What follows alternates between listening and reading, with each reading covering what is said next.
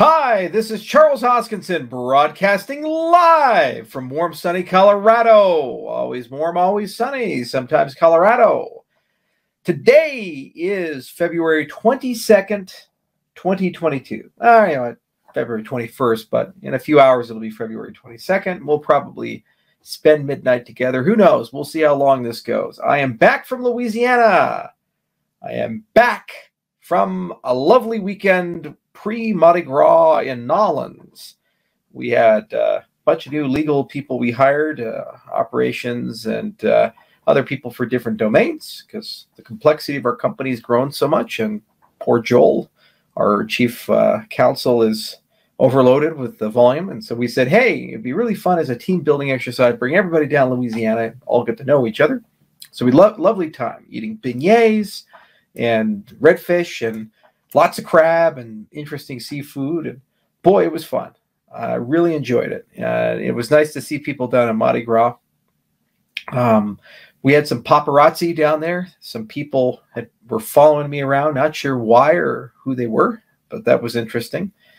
It just shows you what happens when you start getting a little bigger. People start taking you too seriously.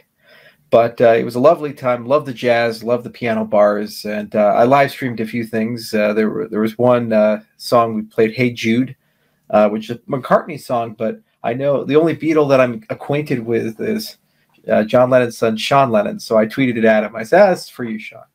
It's one of the good ones, because that was the only Beatles song the guys at the piano bar knew how to play. Well, anyway, it's an interesting day. A lot of things have been going on.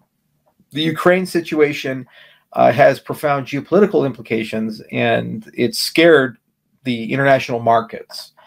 It's very curious to me that cryptocurrencies run counter-cyclic to the my belief is cryptocurrencies should run counter-cyclic to the stock market and all these other places, but instead they're running in pair. So as the Dow Jones goes down, as the Nasdaq goes down, as markets fall, and there's fear in the markets, Bitcoin also goes down.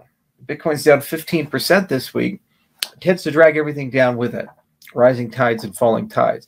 It makes no sense at all, because if the world's going to war and we're worried about inflation and chaos and tragedy, you would think that the opposite would be true, that as instability occurs here, that crypto assets are a safe haven. They're a put on world security and trust in institutions, so they should go up. So I think it's a combination of overheated markets last year combined with some institutional pairing and some retail fear together. Unfortunately, what this means is that everything just goes to hell really quickly. Easy up, easy down. People love the ups, but they forget the downs. And predictably, there's been a tsunami wave of criticism coming to Twitter and other channels saying, do something! Save us! Save us! Like, first, guys, it's a decentralized ecosystem. If it's truly decentralized, no one has the power to save you. The ecosystem is going to save itself. Honey Badger doesn't care. And more importantly, nothing can be done at any event. If today a cryptocurrency announced a partnership with Microsoft or Google and said it's going to be at the Windows standard or the Android standard cryptocurrency, you'd see a short-term spike, and within a week, the gains would be gone. They'd evaporate. Macroeconomics and geopolitical fear eat markets for breakfast. That's just the reality. Look at COVID. When it came out in 2020, everything went to hell. It was blood in the streets. And tomorrow is probably going to be a real tough day for the markets. And that's just where it's at. So that's why you have to zoom out and say, why are we here? What are we doing? And realize that if there's real use and utility and a real purpose in 5 years, 10 years, 15 years, things are going to look better, and significantly better than they were 5 years ago. That's always been true for Bitcoin. That's increasingly been true for Ethereum. And it appears to be true for Cardano, because these are real projects with real purpose and real community. And the stable people, the smart people, you know who you are. Nothing more needs to be said. It's just sad, because you feel like you're making progress, you're finally getting adoption, and then you see these kinds of things. However, what's going on in Ukraine and elsewhere in the world where there's instability, like Sudan and so forth, is just a testimony to the need for cryptocurrencies and why we're here. At any given moment, cyber attacks or authoritarianism can shut off your money, can seize your assets, can shut off your right to vote, can destroy your identity, rewrite your identity, these types of things. It's true that these powers will always be abused by the powerful.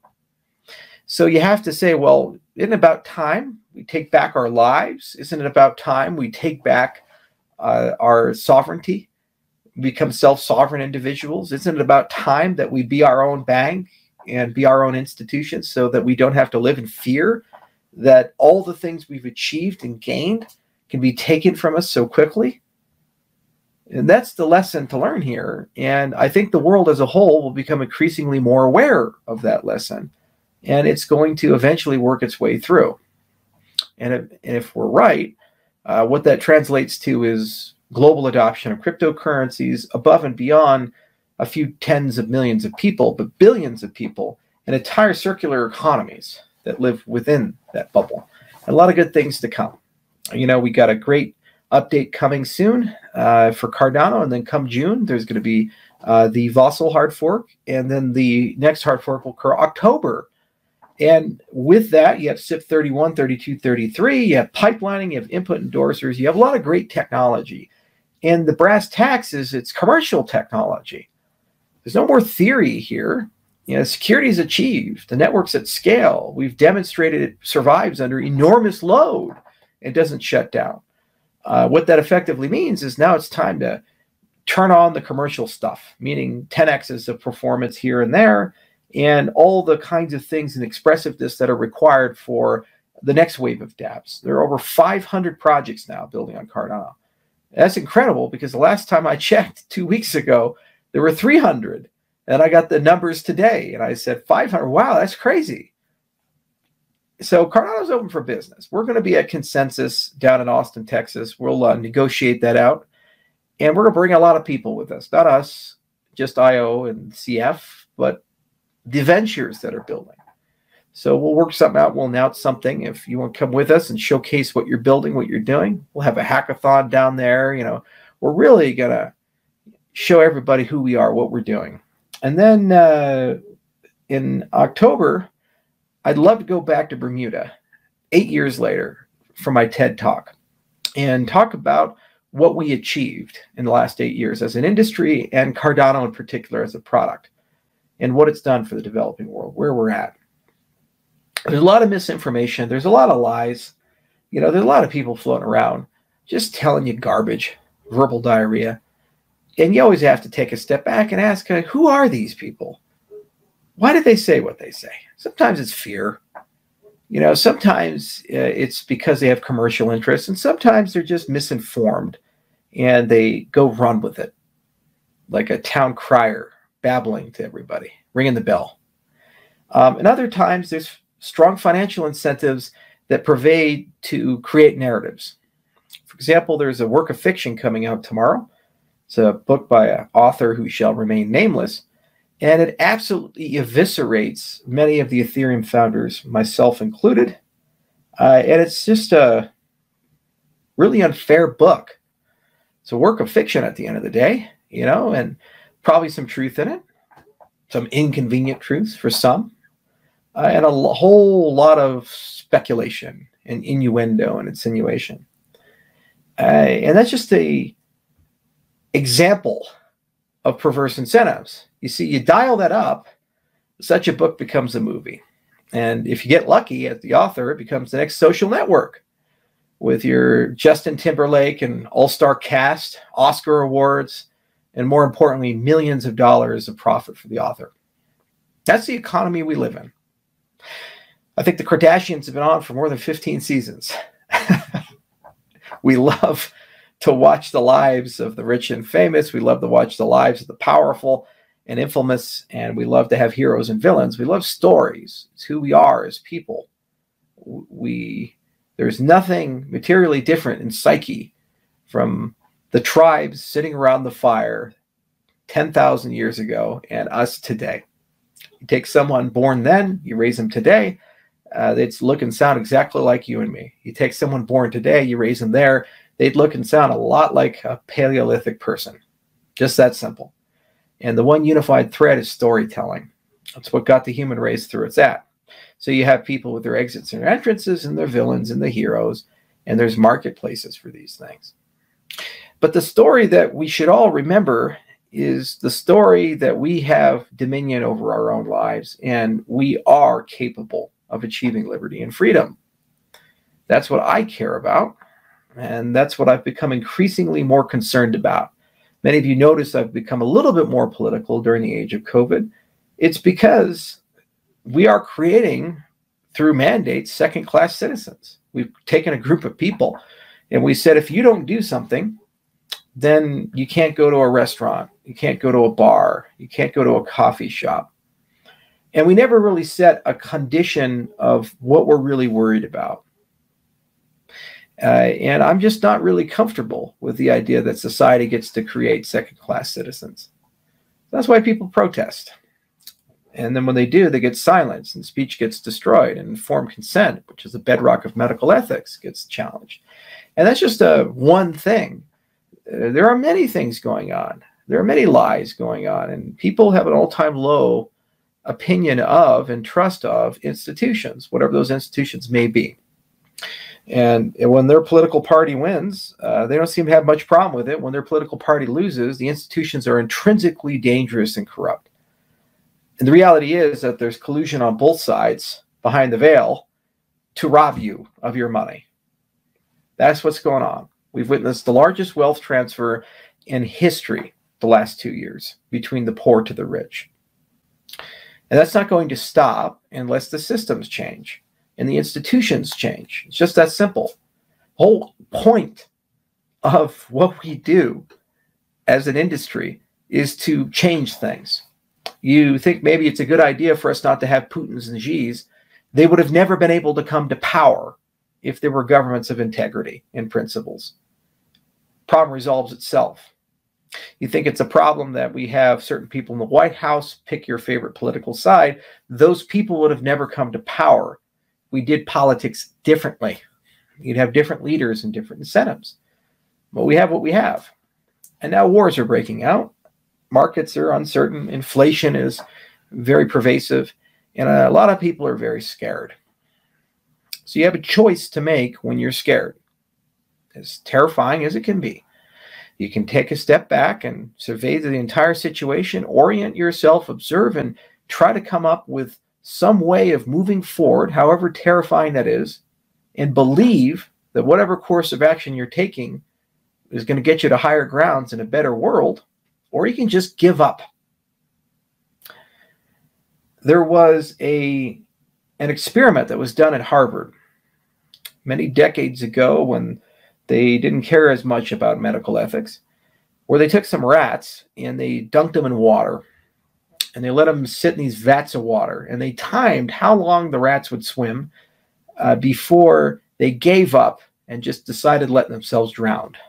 And so they left them in the vats for 15 minutes on average, and the rats would give up. Right before they drowned, they'd rescue them, dry them off, let them recover a little bit, and then dunk them in the water again, see how much longer they'd last on the second try. Most people, if you ask them, guess how long you think the rats would last the second time they've been dunked in the water, would say, I don't know, probably less time, 10 minutes, 5 minutes, they're tired, kind of get a little hopeless. There's the opposite, 60 hours, 15 minutes to 60 hours. Why? Because the rats had hope of being saved. The lesson is hope is a powerful thing. Belief is a powerful thing, so powerful that it has the power to sculpt nations. Wasn't too long ago that a bunch of people got a crazy idea in their head that because they were really pissed off about political grievances, lack of representation, encroachment of their rights and liberties, they decided to declare a revolutionary war against the most powerful nation on the planet and fought a brutal conflict without proper rations or clothing or ammunition, and through sheer force of will, tamed an empire. And from that was born a nation, an imperfect one with many problems that still is imperfect, but that's where we came from as a people. We were born of hope and a belief that we could get something better. So in many ways, that's the point of this industry. Take it or leave it. You can hate anybody you want. Plenty of founding fathers in America. You think they all got along? John Adams and Thomas Jefferson probably stabbed each other with knives at some point in their lives. I mean, for heaven's sakes, Aaron Burr shot Alexander Hamilton. Not exactly the best of friends, although Jefferson and Adams did become at the end of their life, which is so extraordinary.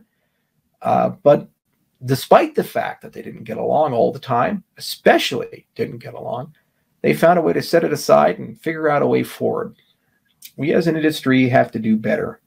And some people want to focus and monetize on the past or the present, and some people just want to grab as much as they can for their own interest and leave the rest of us to drown. But I'd like to believe most people, when they see a problem, are willing to solve that problem. Cardano is a reflection of your efforts, my efforts, and the efforts of millions now. 500 dApps building, 3 million assets issued, an ecosystem and economy to a better world. We did our part. We did all the research. We figured out how to get protocols that actually work.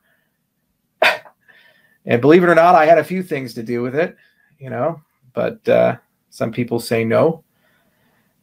And now it's the part of the community with us to take it to the next level. I do less AMAs today than I have historically because they're less relevant. It's no longer the guy sitting on the mountaintop preaching the sermon. I'm just your friend. I'm here. We grew up together. We know each other. And it's fun to talk to you, especially when there's sometimes fear and panic or things don't work out the way that we think it's going to work out, because we're all in this together. We're on the same boat. And whether it's a bad market day, a good market day, I'm here. And nothing gives me more pleasure and happiness than to talk to you guys and spend time with you guys and gals.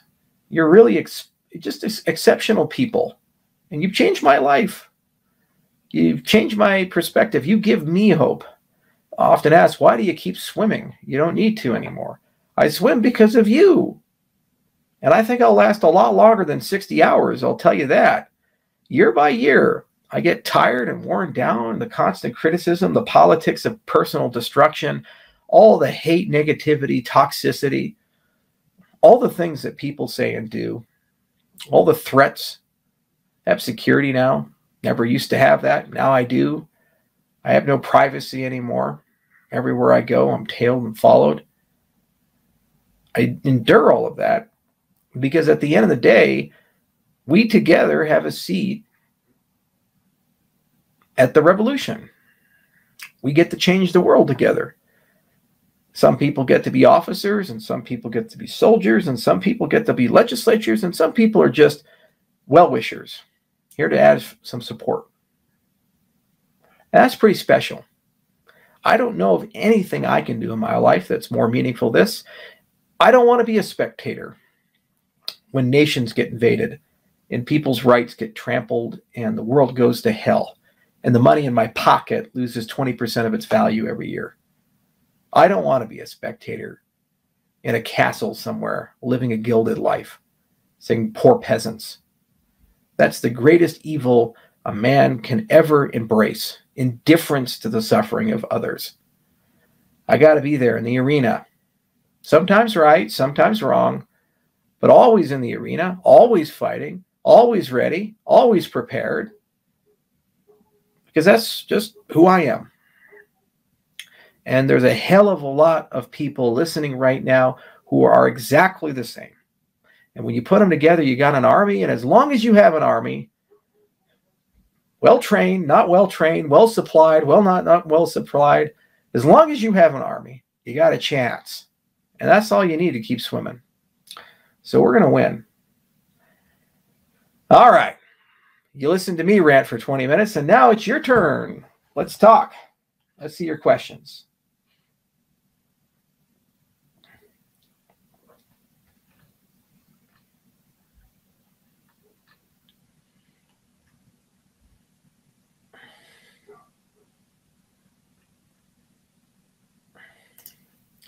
It's a rough market for us new investors, Charles. It's a rough life, Roy. Think about it. You left your money in US dollars, just put it in cool wet sack, you lose 20%. Just like that. That's how bad inflation really is. They say 7.5. It's actually 20. That's bad. That's bad for all of us.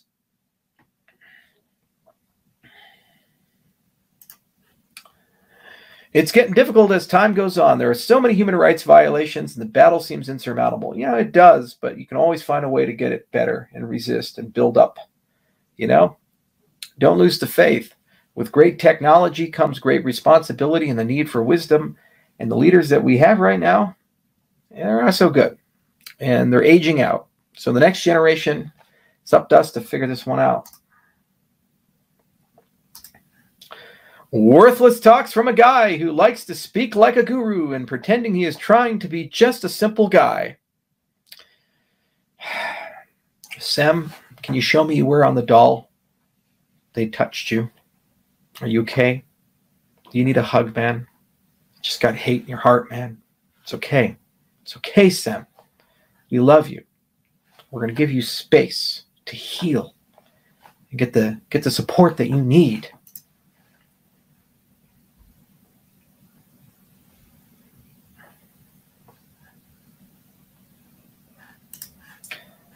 I saw you at a stoplight one day in Boulder. Well, damn Skippy, Horn Hunter. What was I driving?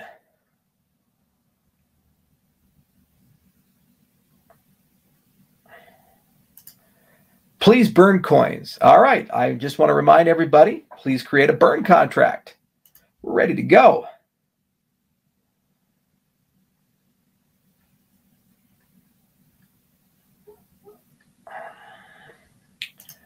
What's your take on the potential war, Charles? So here's the thing about Putin. He's an old school KGB guy.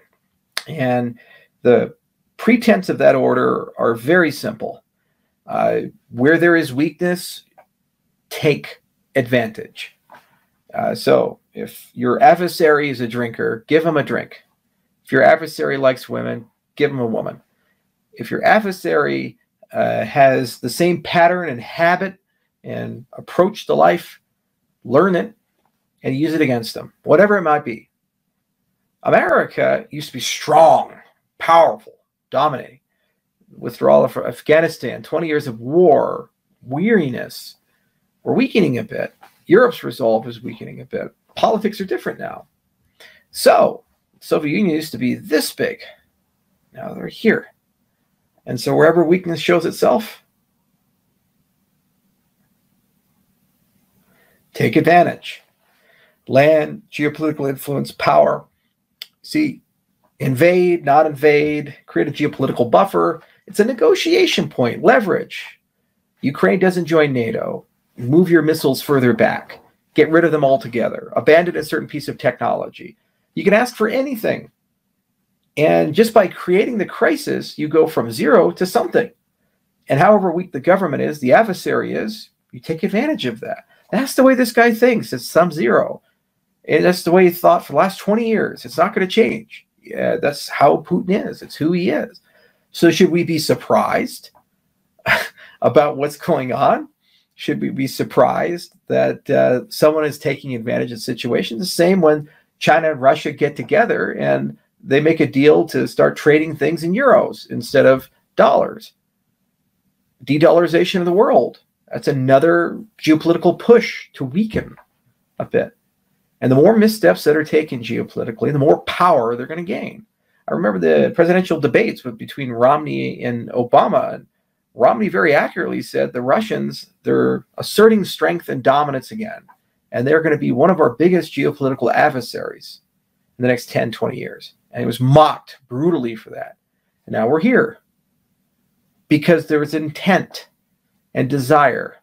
The first challenge of Putin was when he came to power, oligarchs, president. And he had to do this. President, oligarchs. And once that was cleared through, they had an economic downturn, can't take the blame for that. Somebody else comes in, and then he comes back. Now he's dictator for life. And okay, what does a dictator do? They started flexing muscles, asserting dominance, changing the subject, making sure they're always ahead of the narrative, and so forth. Okay, that's what they're pushing for. Weakness. There's an old saying, nature abhors a vacuum. And that's what Russia's doing. They see a vacuum and they're taking advantage of it. Now, there are many things wrong with the U.S. government, and the war machine has to be fed. So there's huge incentives, military-industrial complex, to find the next boogeyman in the next conflict. Afghanistan's over. The war on terrorism is not exactly as sexy as it used to be. So let's go drum things up with the Ruskies. $700 billion plus a year spent on this machine that employs millions of people. What are we going to do? Just shut it down? No president's crazy enough to do that. They might end up having Kennedy in their last name, and things happen when they go down that road. So, got to feed the beast. We Americans, we seem to love our wars. War on drugs, war on terrorism, war on poverty, war on this. And at the end of the day, you end up hiring millions of people to do it, and then you can't stop the war because those millions of people get fired. Think it through. Now we have the medical industrial complex. Every year you have to take your medicine. $100 billion gets sent to private industry. No liability. They don't have to pay to develop anything. They get it for free. And you have to pay them through your tax dollars. It's a racket. Spit and truth.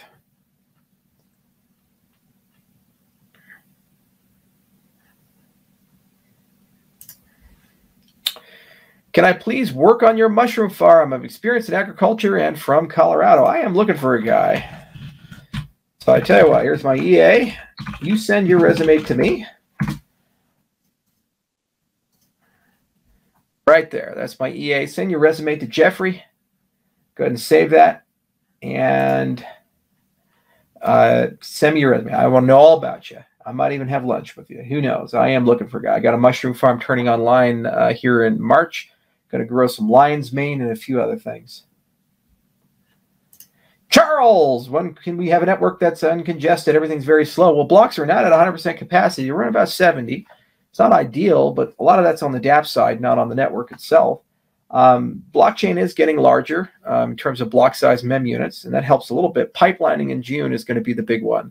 And then you'll feel very natural at that point. And then input endorsers is the 1-2 punch, and that's what gets us to that high TPS rate. This is as expected. Everything's going according to plan. Don't worry about it.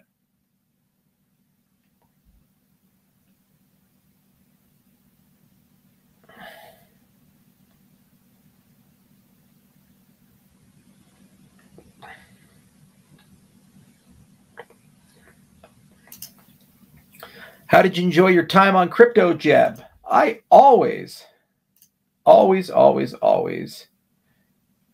enjoy my time when people have a great interview. They ask me good questions. We just have a good rapport. It's fun. Just talk to people. Treat people with respect.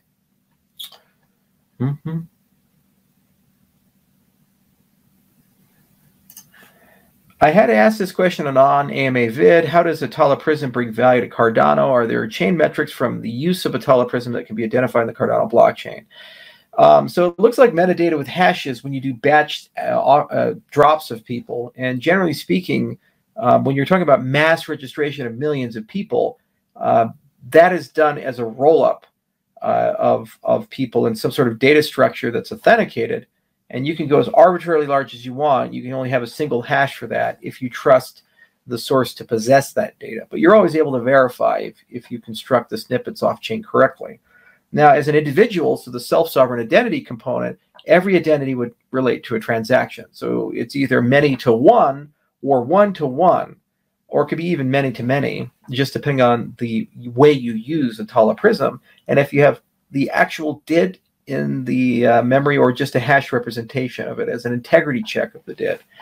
So in practice, the integrity check makes a lot of sense because when you have like 5 million people, like the Ethiopia deal, or 8 million people, like the Boost Dish deal, that's 13 million people, 13 million transactions. Why? It just bloat the network. No, and these are centralized services at the end of the day. You just want to know as an employer that the credential you're given with the proof checks out and hasn't been tampered with. The blockchain component is the trusted bulletin board to say it's not been tampered with. So you'll see some hashes in the chain, and they're just hashes, and those are usually fidelity checks for some file, an integrity check for some file. But because their centralized systems run off-chain, that's as far as you can take them. Over time, as peer-to-peer identity goes, then you're actually going to see registered DIDs, not just hashes, because you're using it as the key server, like the MIT key server for PGP or these things, the public-private key. You see that identifier and a hash of the DID document that's associated with it, which is, and then you can see the web of trust form around that. That's a different way of using Prism. And how does it value Cardano? Well, it values, I see, in three ways. One is user acquisition, because once they have a DID, they're usually in some form of wallet infrastructure, which is Cardano. Great. 13 million customers, great. Let's get them into the family, get them using dApps at some point. It's a long road, but we'll get them there. And you can always scale because that's B2B2C play. Two, once you have identity in the system, then you're able to do compliance. And if you can do compliance, then suddenly you can do regulated activities. For example, taking technology like what Acuant has with AML KYC, for AML KYC with a DID, then you could talk about one-click exchange creation. So you talk about frictionless use of cryptocurrencies for consumers. It would be really cool if I just boot up my wallet. Oh, I need to trade that. They click a button and they're using Coinbase. Account auto creates. No compliance check, no wait. It's just boom. It's frictionless, and you have the same interface in the wallet or things like that. Or the third area is regulated dApps. So what if you have a DEX, but you say to use this DEX, there's an entry condition where you have to have a DID with a whitelisted KYC-ML. So it's still decentralized trading and order books and no custodial risk or counterparty risk or things like that, but it is regulated at the entry and exit points from saying that somebody has to be accountable for knowing who the users are. That's an example of regulated dApp. That's not something the space commonly does today, but as regulation comes, it's going to be something people begin exploring. And we get all three for free with Prism. Mass B2B2C, customer acquisition, you get that cream filling in the middle, and then you get, obviously, the regulated dApps. So a lot of automation of regulation, and a lot of things about building an identity system, super important in the overall usability of the system. The other thing is that identity is key for all credit relationships. You have to know the person. You don't necessarily have to know the name of the person or the physical real identity of the person, but you need some object that's Sybil resistant, that is able to have enough reputation weight behind it that the value of burning the reputation is less than the value of cheating you. You see, and so as long as you have a system like that, you can have anonymous lending, but safe lending and create credit metrics and scores. And that's what we're basically building. So identity is key. It's one of the bedrocks, one of the foundational pillars of a cryptocurrency working properly. By the way, all our critics never mention that. 13 million people. It's as if it doesn't exist. Put it in the book. Maybe people like reading it. Who knows? This is a good one. Charles, kindly update us on the status of Paper Wallet. We are working on a light wallet. That light wallet will have a Paper Wallet center in it, and I'm going to make sure that that center has QR codes that are encrypted. I really believe in that. I think it's an awesome idea because it protects you from printer attacks, and it's a good way of saving things. And you can also potentially store them in email as a backup mechanism securely. So this is something I care a lot about. I want to do it. And I'd absolutely love to see it done with animated QR codes for the digital backup. That'd be fun. Charles, what are your thoughts on blockchain domains? I mean, if we could redo the internet all over again, we would use a trusted bulletin board as our domain space instead of ICANN. This is an example of replacing an institution that's centralized with something that's decentralized. From Fat Boy Gutta, do you like tacos? Yes, I do, sir. Tacos come in all different shapes and sizes, and I love all the colors of the rainbow. Charles, latest thoughts on Ergo. 5,000 outputs in one transaction. Way to go, Alex.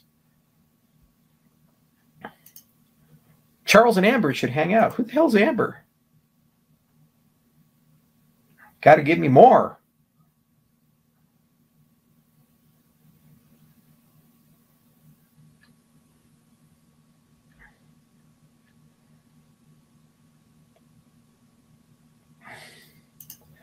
When will it be EVM compatible? Cardano really seems to be missing out on cross-chain dApps. Look at DC Spark and what they've created with Milkamita.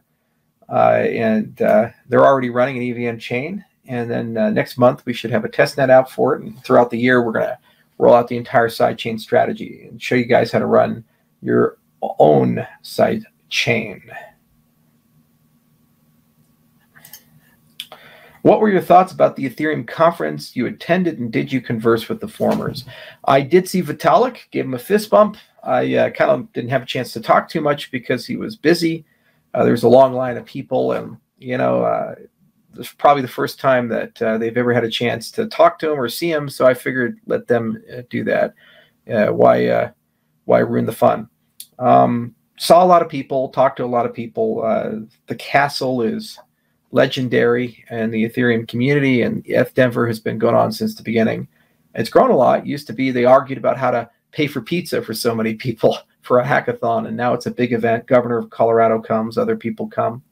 And I was treated with respect, and no one yelled at me. No one, you know, threw anything at me like the Bitcoin conference I went to last year, the toilet paper roll. For the most part, people were very friendly and curious and friendly. And if people didn't like me, you know, they certainly didn't make it known, or they just avoided me. But all things considered, it was just too dense. The other thing was that, you know, you do a lot of work, cryptography and information security. You start developing a security mindset. And there's a lot of security theater there at that event. It's very easy to gain entry. If you have one person, you can swap the wristband and the badge and just kind of work your way through it, get in through the front door, and then play a game of musical telephones with that. The other thing is you had to take a COVID test to enter, but we had to do it ourselves as groups of 5. It wasn't supervised. There's just too much chaos and pandemonium, which means you can just like spit on the test and it'll come up negative. You know, you have to get a pharyngeal swab to even get a notion. So what value does that provide? You know, none, absolutely none. But okay, you know, let's take the COVID test, and it somehow makes everybody feel better about life.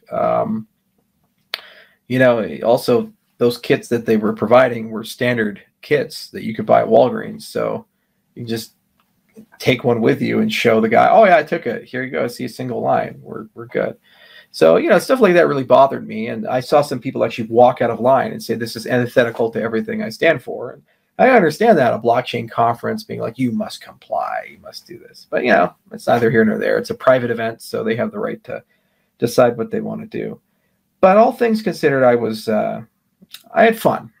I didn't get invited to speak or anything like that, and really not much to talk about there. I guess I could have mentioned the EVM sidechain and lessons learned from doing a BFT-based EVM system, if that's interesting to anybody. But we're definitely going to have a bigger showing at Consensus in Davos this year, and we'll definitely talk to a lot of people through that. Didn't run into Joe Lubin, and I did not run into Gavin. I think they were there, but I did run into Vitalik. So didn't have a chance to talk to Joe and Gavin. A lot of hate, though, on the internet, and a lot of hate in Reddit and other places from people in the Ethereum community, you know, and bizarre beliefs. You know, certain people in the Ethereum circle have converged to total clarity on who I am as a person, which is surprising because I don't even have total clarity on myself, but they have total clarity to the point where they feel very comfortable saying I'm a sociopath, a pathological liar, a hype man, no technical skills, rah, rah, rah, rah, rah. Any evidence to the contrary, they ignore. Any demonstration of humility or humanity or concern or care is explained away as an elaborate ruse to deceive people. To what end? We're still here. We still keep going. Don't have to be here. EOS guys ran away. You know, Block One's being sued, I guess, by their own community. I'm still here. Been at this game longer than them, too. Cardano, Cardano, Cardano. Never leave, never go. Keep going. Like Helmos, we told everybody what we're going to do. We did it. And now we're telling them what we did because they don't believe us. I think that's just a reflection on where society as a whole is at. We like villains and we like heroes. We like convenient, easy narratives, and confirmation bias is a thing. And the Ethereum community in particular, a lot of people there have succumbed to the politics of personal destruction and narratives. Guys, we don't always ship on time. You don't either.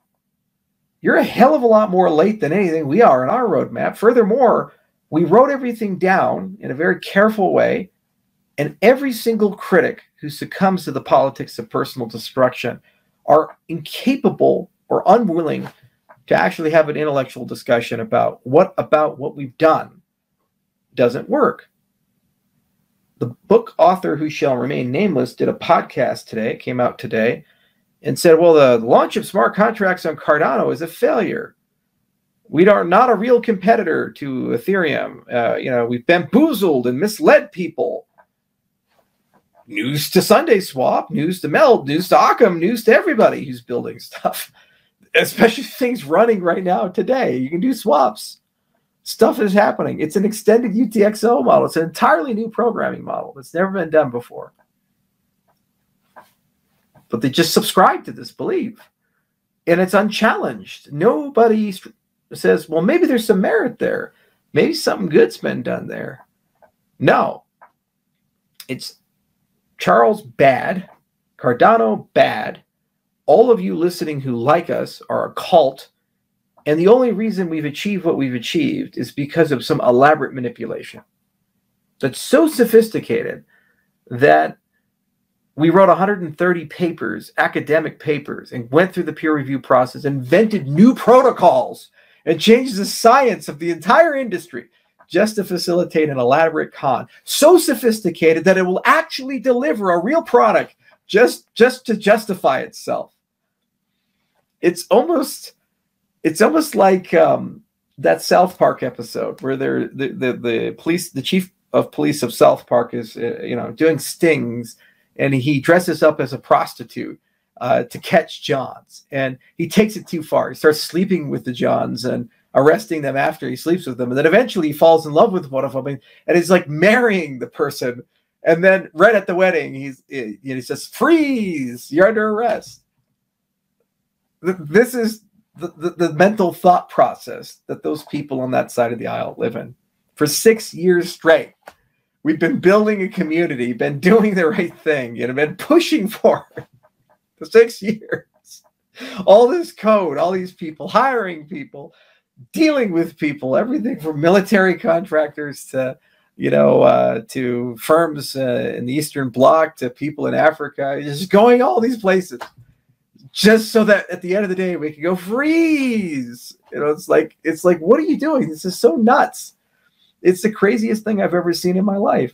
But it is what it is, and it's the same kind of a conspiratorial thinking that has infected politics. If you don't like Trump or Biden, a lot of people are willing to believe pretty much anything to confirm what they say. Anything. Any depravity, they will go for it if they can find a way to justify it. It's where we're at. People are hurt. The source of all of it isn't me or anything I did 10 years ago for the 6 months I was at Ethereum. It's the trauma everybody is feeling right now. The world doesn't have as much love as it needs. We've just spent 2 years separated and being lied to, and we're hurt. Institutions are failing us. Not a lot of people are economically where they need to be. and all the things you're told to do to improve the situation. Go to college, start a business, all these things. Decks being stacked against you globally. And then you got the most powerful people in the world, like Klaus and the rest of the gang, saying you'll own nothing and be happy. And dystopian realities being inflicted on people like social credit. People are scared. People have trauma. People are angry. Angry, traumatized, scared people, they lash out. They attack people. They look for villains. They get cynical. They're bitter. Anybody who's been abused knows this. Anybody who talks to someone who's been abused knows this. Collectively, as a race, billions of us have been abused by what's been going on. We're not happy as people anymore. It's why depression's at an all-time high. It's why PTSD is at an all-time high. It's why divorces and domestic violence and a litany of other things are at all-time highs, and suicides at an all-time high. Think about it. These are just facts. And this is just an example of it. And it's sad. Hating someone is like taking poison and hoping the other guy dies. Doesn't really accomplish much. And succumbing to the politics of destruction is the exact same thing at the end of the rainbow. You're only hurting yourself. And sometimes you pay that check much later on in life, but you always have to pay for it at some point, either in missed opportunities or personal unhappiness or some issue. So if we're ever going to get out of this as an industry and as a society, we have to really take a chill pill. And we just have to learn how to relax a bit and listen. And also look up to people. Think the best in people. Or we can just keep throwing hand grenades at each other.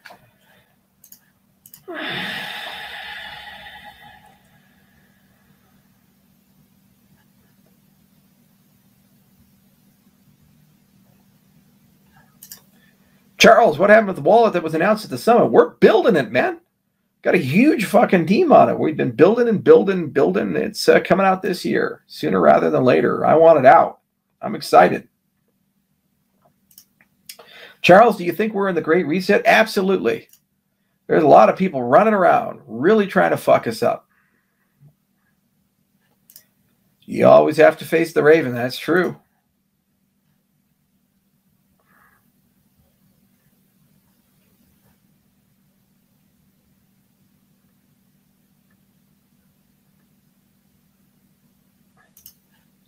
What are your thoughts on Pernus? Pernus. Well, WoodZ01, I just don't know what you're talking about. I don't know what a Pernus is. Can you elaborate a little bit more and just give me a little bit more about Pernus?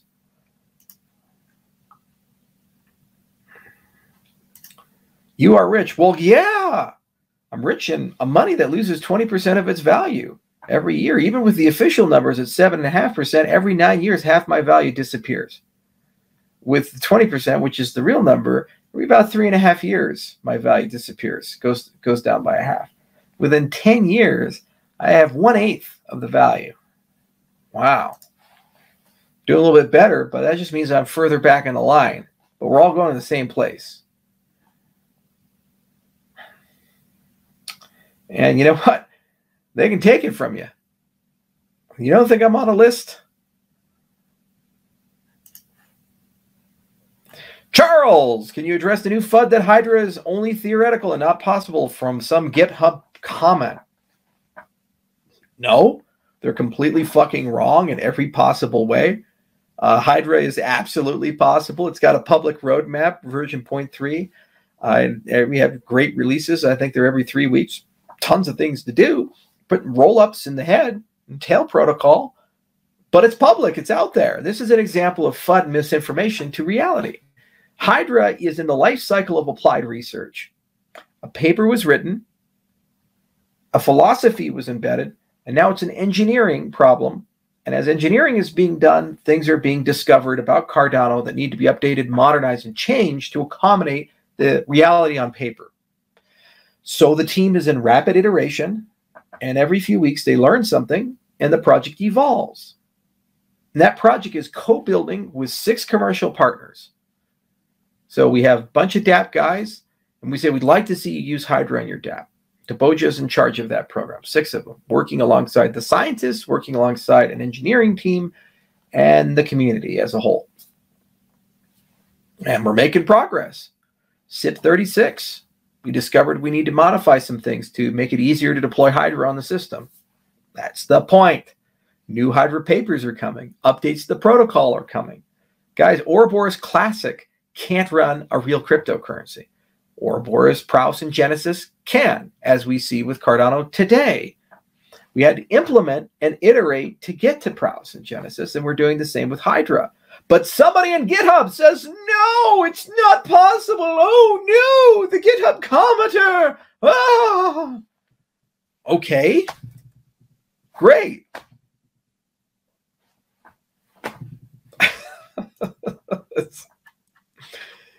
Oh, the misinformation in this space. Cringe? Your cringe or my cringe? Charles, can we get another programming language to use other than Haskell to build on Cardano? Yes, Cardano is a multi-paradigm system, a multi-computation model. EVM support is coming. Did Colorado's governor get back to you? Jared Polis is his name. I've known him since before he was governor. He ran the Jared Polis Foundation, and then he was the congressman for my county, Boulder County, and then he became the governor of Colorado. Not hard to talk to the governor. I know Governor Gordon up in Wyoming so much better than I do Governor Polis, but it's not a big deal. And, you know, honestly, I think Wyoming is a better state, more prime for a crypto company than Colorado. But, you know, Big Ten. And I'm sure we'll run into Polis a lot. We talked to several people in state Colorado, I think the Attorney General and a few others. And, you know, I've been here for 20 years. I know Colorado really well. Charles, what's up with Mike Alfred and his hate towards Cardano on Twitter? I guess Cardano derangement syndrome. But, you know, the thing about Mike is that it's one thing to say, I think the price is going to collapse and ADA is useless and has no utility and all these guys are incompetent. And this is puffery and qualitative statements. Allowed to do that, no problem at all. It's not libel. It's just like the Big Lebowski would say, that's just your opinion, man. To the cows come home. And if you agree with him, great. You can just go like, oh, Mike, oh, yes, yes. You can just do that all day long, okay? And just get a nice hot towel and wipe your face off afterwards and have fun. But the minute you cross the threshold and you start lying and asserting that we're manipulating markets or other things like that, and you repeatedly tell the lie as if it's a fact and mislead people, you've now crossed into libel, okay? I'm allowed to say you're a terrible human being. I'm not allowed to say that I saw you do a hit and run and, you know, kill this child, or like I saw you like beat your wife or something like that. Okay, and write that in a medium where thousands or millions of people are going to see that with an intent to defame for economic purposes. Can't do that. So I said, Mike, stop it. And he apologized. All right, I'll take you at face value. Backed off. So he went and retracted the libel. And now we're back in the Cardano sucks and Charles is an idiot and everything about this ecosystem is wrong and wrong. And that's what Peter Schiff does every day with Bitcoin. Okay. I don't have a problem with that. And if he wants to do it any day. But the minute he crosses that boundary into libel with the intent to defame for economic purposes or try to provoke some form of regulatory issue or something like that, that's too far, especially when it involves my company. The other thing is when it's a protocol that's open like Cardano or Charles Hoskinson, there's no ego or something. You just, fuck it. Who cares? But when it's my company, input-output, that's 600 people that Mama Bear's got to protect. And that's what we're going to do. Because they like going to work. They like their job. They're good people. And you can't go and defame and hurt them. They didn't sign up for that.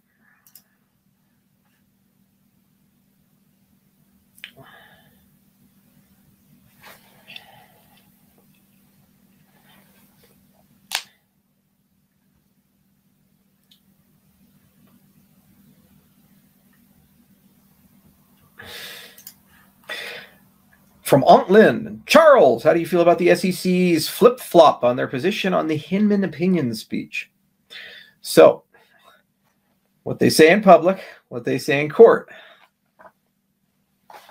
It's two different things. I remember Giuliani doing this. We have evidence that Trump's election was fraudulent. Biden cheated. It was the great con. All right. And they go to the judge, and the judge says, well, do you have any evidence of fraud? No. I don't want to get disbarred. Come on now. They got a case to win. So they're moving a little bit. But the unintended or intended consequence is that they've gone from clarity to anti-clarity. It's not fair as a regulator to tell an industry one thing, but then to reverse course and say, well, we didn't really mean it. It's just not fair. If it's a personal opinion, you issue a statement after the fact. If you can't get them to retract it there, to say this was just a personal opinion and does not reflect the opinion of the agency. But you can't just let it ride, let opinions be written on it, and have the industry push forward, and then change your mind because it's convenient for a particular enforcement case that you're doing. But we've noticed this with this particular government, at all levels of this particular government, in different branches of this government, where they say one thing, they do another thing, and whatever is politically convenient, they do. It's not good leadership. It's not how prior administrations ran things on both sides of the aisle, and it's just hurtful to everybody. And it's not a partisan thing. It's just a clarity thing. When you're in an industry, you'd like to know what the rules are, but if the rules are ever changing and undiscernible, or are staged in a way where it's impossible to comply, so you're regulated out of existence, it's pretty crazy. It's almost Kafka-esque. You must have a license to do business, but you can't get a license to do the business. But then when you ask about it, you're told get a license to do the business. It makes no sense. And it's just not how you compete. And it's how you damage a $2 trillion industry. I recently had a meeting with some people in the Commerce Committee of the U.S. Senate, and I said the same thing to them. I said, look, maybe the regulatory agency, all they have is a hammer and everything's a nail. Well, give them a different tool. It's a screw. Give them a screwdriver. Give them a different tool. So pass a law. So I think there's a lot of blame on both sides. This is not just an issue with the SEC or the CFTC or some regulatory body. It's also a clarity issue as a result of no legislative activity. When the internet came out, got big in the 90s, they passed the Digital Millennium Copyright Act, the Communications Decency Act, introduced things like Section 230, and that provided some clarity on online ventures. Also, the NSF-AUP was repealed to allow commerce online. Okay, so that was what was necessary for the internet companies to start building. We're now in the same position. A $2 trillion industry deserves clarity. And that clarity comes from legislation and accommodation. It doesn't come from regulators like playing three-dimensional chess with laws that were passed in the 1930s when the vast majority of Americans didn't have even indoor plumbing or electricity. Ugh.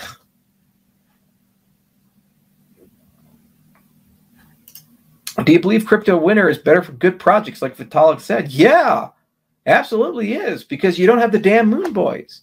Crypto summer and spring, you have massive salaries, unrealistic expectations, crazy valuations, and noise. The people at the conferences are moon boys chasing money.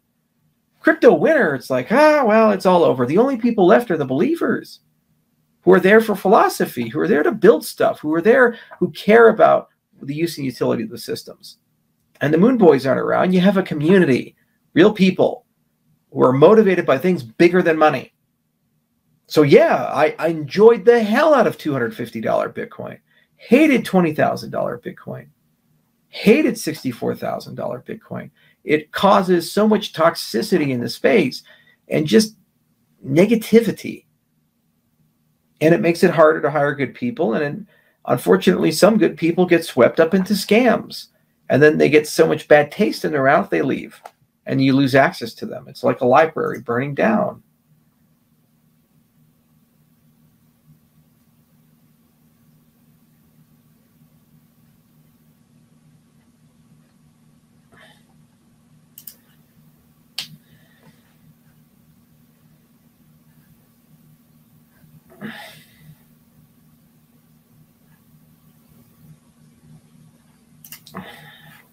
Can we apply the Minotaur paper to Cardano, or is it just research?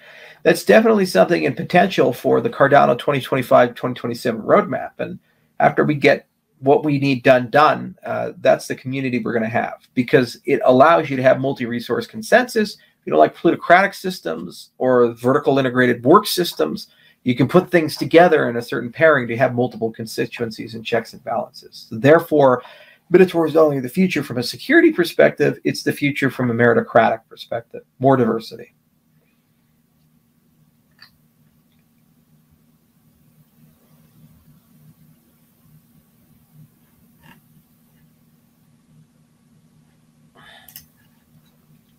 Charles, big fan. What do you think happens to Cardano if for some unfortunate circumstances you're not here anymore? If I die, it's kind of like Fallout New Vegas. When Caesar dies, the Legion still marches on. It's good to have a guy who started it, but it's its own creature now, and it's going in its own direction. Charles Hoskinson is not required, absolutely not required for Cardano to get to where it needs to go. From Pika Power, Charles Hoskinson, I'm new to ADA and really glad I'm on the right side. Thank you for what you're doing in crypto. Well, thank you, Pika Power, for the support and love. Pick up a shovel. Let's get some stuff done. Cardano.org. Election was a fraud. Well, you got to prove it. And if you have 80 lawsuits and you can't prove it in a court of law, then it's a pretty damn good fraud. And if you still believe it's a fraud, then what you should be saying is, how do we build a new election system so it can't be hacked? So, Moya, what are you doing about it? What shovel are you picking up? You can't just say the bedrock of how we make decisions and give consent to people is wrong and broken, and sit in your little chair and shitpost online. You believe that the election was a fraud, the courts are no longer available to you, so legislatively we have to change laws then. So, go to your representatives and get it done and demand it, and that's your protest. This is my great umbrage with Donald Trump in his last days in office. The guy could have been a damn folk hero. If he had said, I think this election is wrong, I'm just going to spend the next 4 years of my life and the rest of my money changing the election system of America, so what happened to me never happens again. There would have been none of this stuff, and we'd have made real progress on long-term election reform, allow you to vote on your phone, allow us to be able to verify the elections. It's just so unbelievable to me, the 1984ism, doublespeak in our election system. They say you can't check your vote because if you can check your vote, you can sell your vote. So we have to keep the ballot anonymous and secret. Great, okay.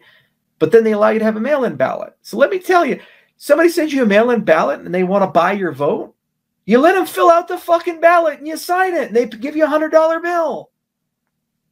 If you're going to allow mail-in voting, then you've already passed the pale of sell your own vote. You're concerned about that.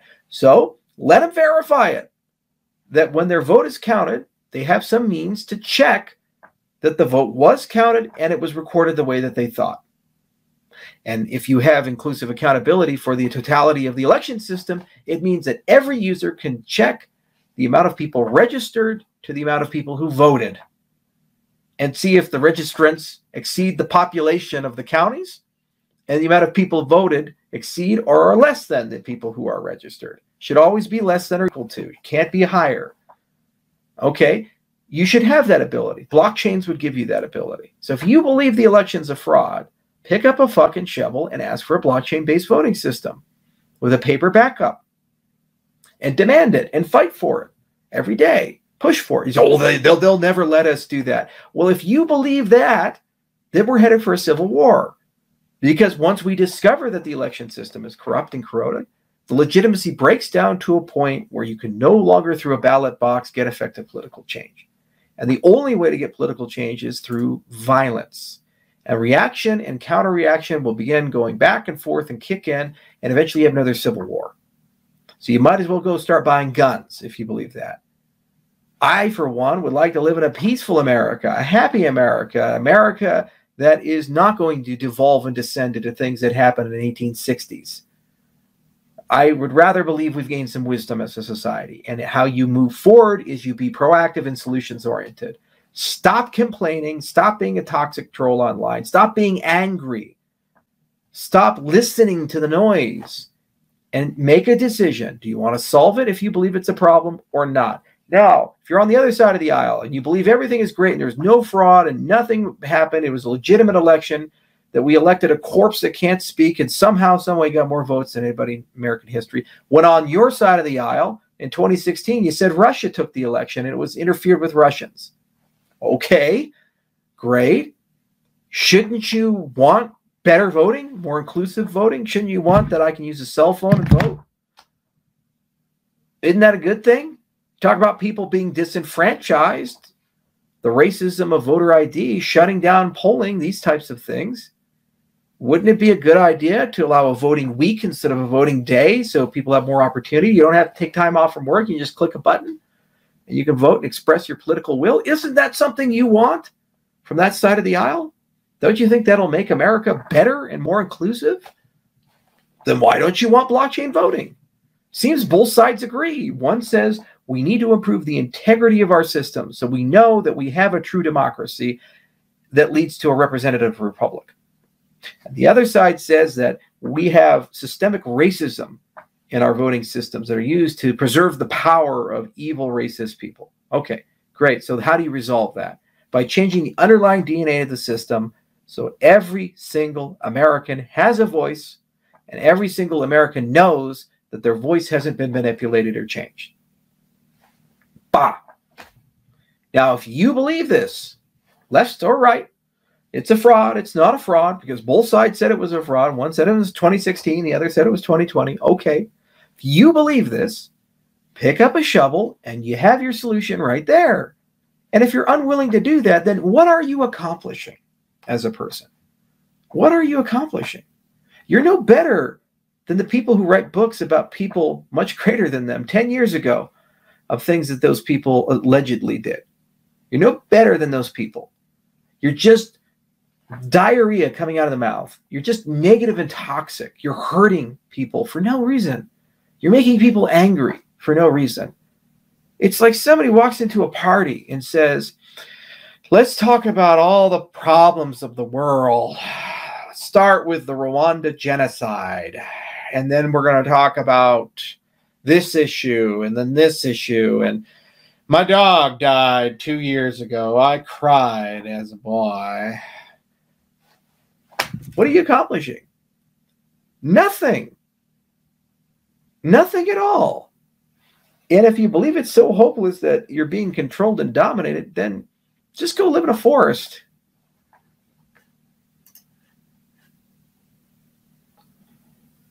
From Husky Token, since you mentioned you don't know about Pernus. Eggplant emoji. Still don't know what that's about. What are your thoughts about Wernus? I don't know. Don't know anything about that either.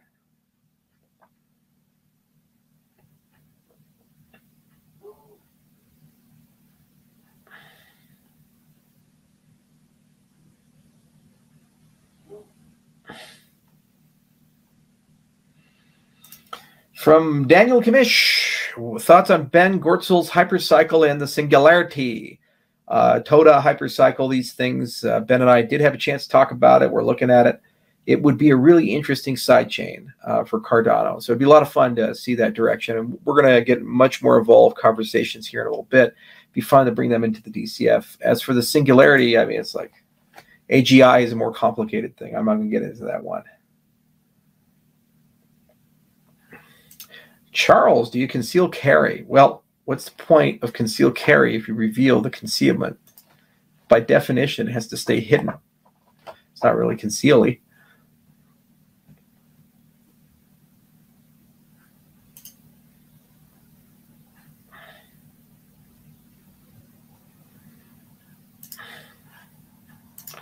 What's your favorite math theorem?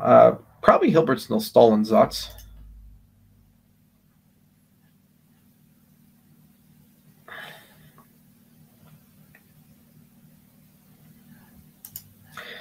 I love Cardano, but Algorand, better technology. Okay. Well, I'll bite, QD. What specifically about Algorand? What specifically leads you to believe it has better technology, and for what use case? Floor is yours. In the comments, let me know. I'll bring it back up if you say something.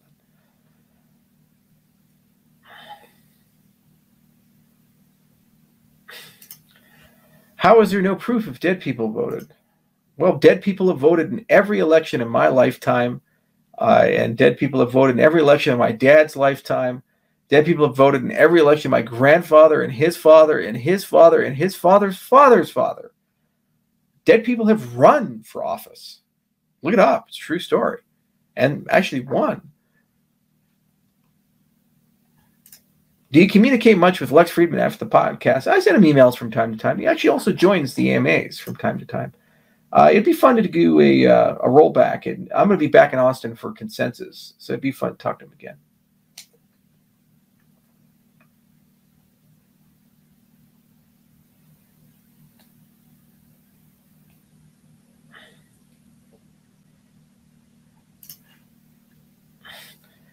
Charles, do you have many like-minded close friends? It doesn't seem like you have many like you around. I have a huge diversity of people. Half the people I talk to think I'm cray-cray.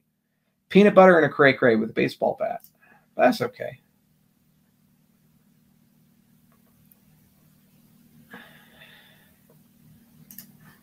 If you have a superpower, what would it be? Oh, I think telepathy. All the shit that Charles Xavier can do. That's the way to go. From Joe, if you ever need roofing services, Horn Brothers Roofing, local out in Denver, Colorado. Well, Joe, here's some free advertising for Horn Brothers Roofing out in local Colorado. Charles, from Dr. Michael Lesser, quadruple board certified physician, one of the smartest doctors in the United States. Charles, your thoughts on using rapamycin in your new health clinic as a regular treatment to fight against anti-aging? Well, Michael, actually, it's a very interesting question. So there's a scientist out of Harvard named David Sinclair. He's wrote a lovely book called Lifespan. And there's a litany of other researchers that are looking into these things. And there's a lot of great anti-aging literature. And there are drugs like, as you're aware, metformin and rapamycin and others where they've been having discussions about using these in some way to extend life. And what they've discovered is that there's very strong evidence, especially with metformin, and there's some placebo-controlled double-blind studies that are coming out to reveal just how efficacious this is, that these drugs may indeed actually slow down the aging process, like caloric-restricted diets and other stressors have been shown to do. And they translate to years of extension of life, not just weeks and months.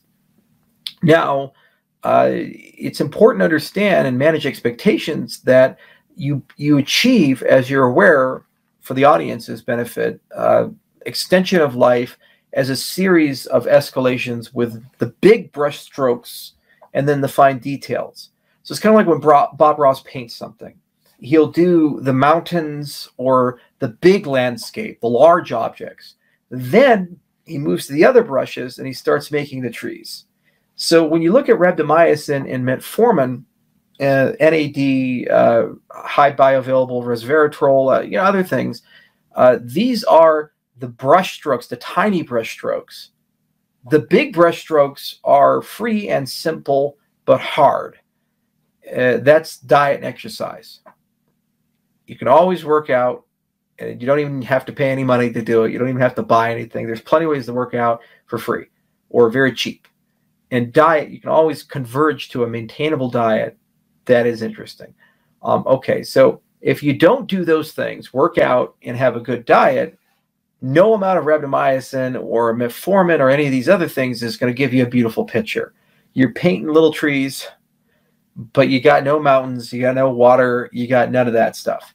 You need to get your mountains, your water, and your primary part of your palette done first. And then once you get that, then you can move on to the next stuff. So if you just do the diet and exercise, maybe you go from living to 75 and the last 10 years aren't so good to living to 85 and in the last year shit, but the rest of them are pretty good. Then you add the metformin and the rapamycin, the NAD, these things, some intermittent fasting and other ideas, and you go from 85 to maybe you get to 90. That's good. Years are good. I'm a billionaire. I can't go to Walmart and go buy 5 years off the rack. There's no place I can go where I can just inject myself with something and magically I get a few more years. So that's magic. That's a very good thing. Then the next step is saying, okay, are there more accoutrements? Are there more things we can add? One thing we're looking at very intensively is hyperbaric therapies. That's as close to magic as you can get. They heal wounds really fast. They treat bends. There's actually a whole fellowship in hyperbaric medicine you can do.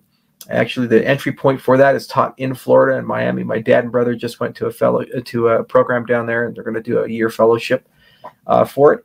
But actually, more importantly, for this conversation, hyperbaric chambers, there's some good clinical evidence that's been generated out of Israel, and it's being commercialized, that's showing that they can actually slow down aging in situ. In addition to that, they have tremendously beneficial effects on nerves.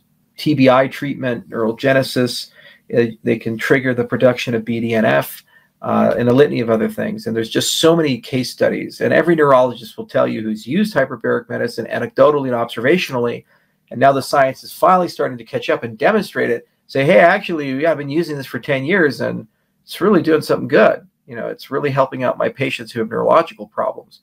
Well, if it's good for that, it's good for the goose, good for the gander. So we're looking at these types of treatments in parallel, in addition to a collection of drugs, prescription and otherwise, that could take you from that 85 beyond. Then there's blue horizons, new horizons of anti-aging research for my biotech company. And there, that's beyond 5 years. That's beyond 7 years. That's more like the 10-year range. And you're starting to ask questions about as fetal stem cells, you know, you're asking questions about adult-derived stem cells, umbilical cord tissues, exosomes, these types of things. And you're looking at some form of a tissue transplant situation, either self-derived or external, and you're now playing with much more complicated primitives.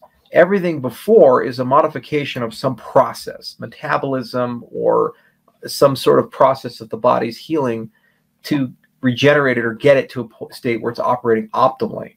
But that's the tools God gave you.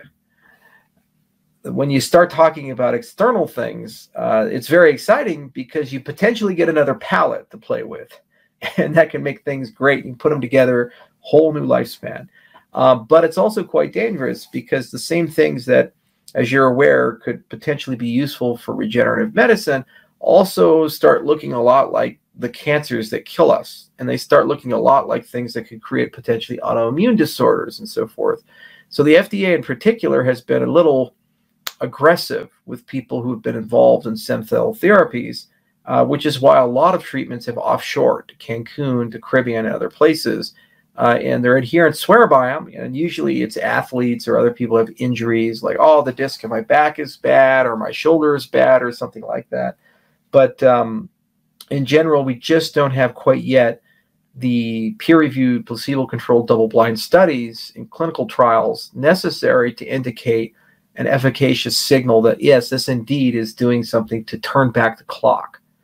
However, it is my belief, because synthetic biology is getting better, bioinformatics is getting better, diagnostics are getting better, genomic medicine is becoming extremely refined, that we will, within a 10-year time horizon, finally be able to start exploiting a lot of these stem cell therapies, especially with adult stem cells, which are just phenomenal because you can harvest them from the patient.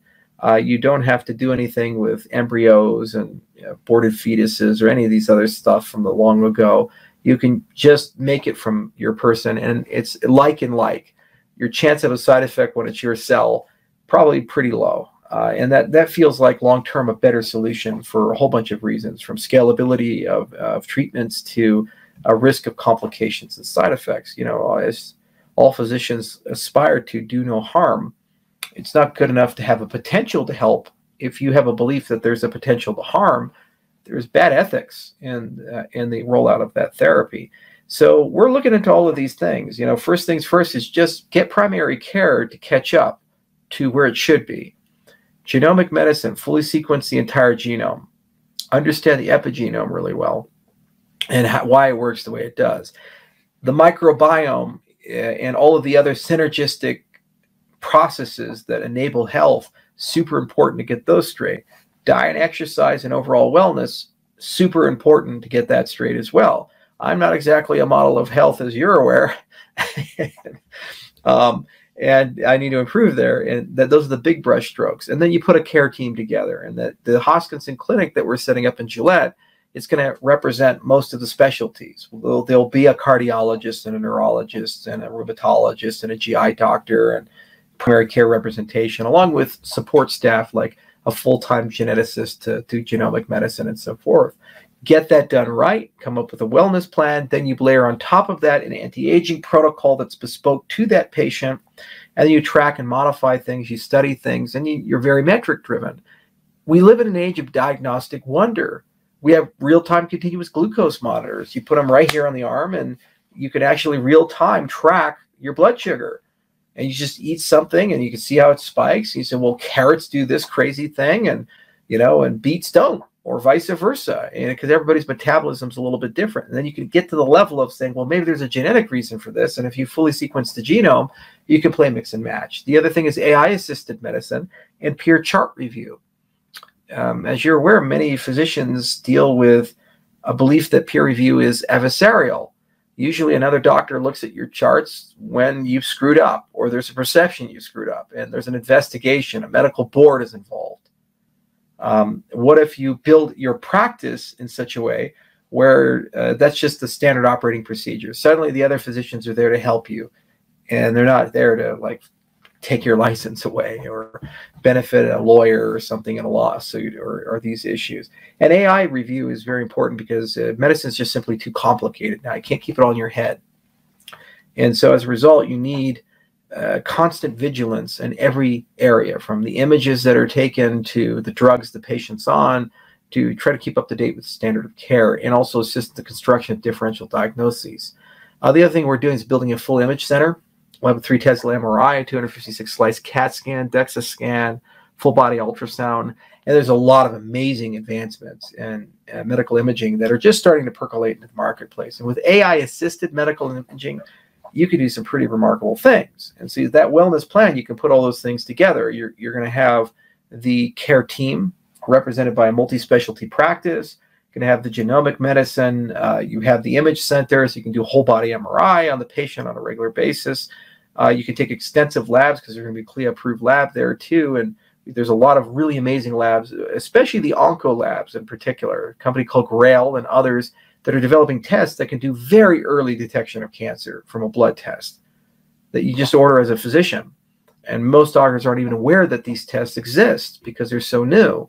And unless you're an oncologist and this is just your thing, you don't know about it. But early detection of these things is tremendously beneficial. Those are the broad brushstrokes for wellness, along with diet and exercise. Then next stage is the fine details. And then at some point you get the right to make another canvas once you've figured out how to do that in a responsible way that doesn't provide harm. So it's a side pursuit of mine. But my dad and brother work on it. They're both doctors, and we have other great people working on it, and we're real passionate about it. And I'll talk more about the biotech company over time. We're in kind of construction mode, building a big clinic and all these things, and it's tens of millions of dollars, but it's money very well spent. The other side of it, we'd like to have a humanitarian component, so it's not just medicine for the rich. The clinic that we're building is going to provide free health care for the poor. So we got to figure out the economics of that and how to balance them together. Because you have to give back.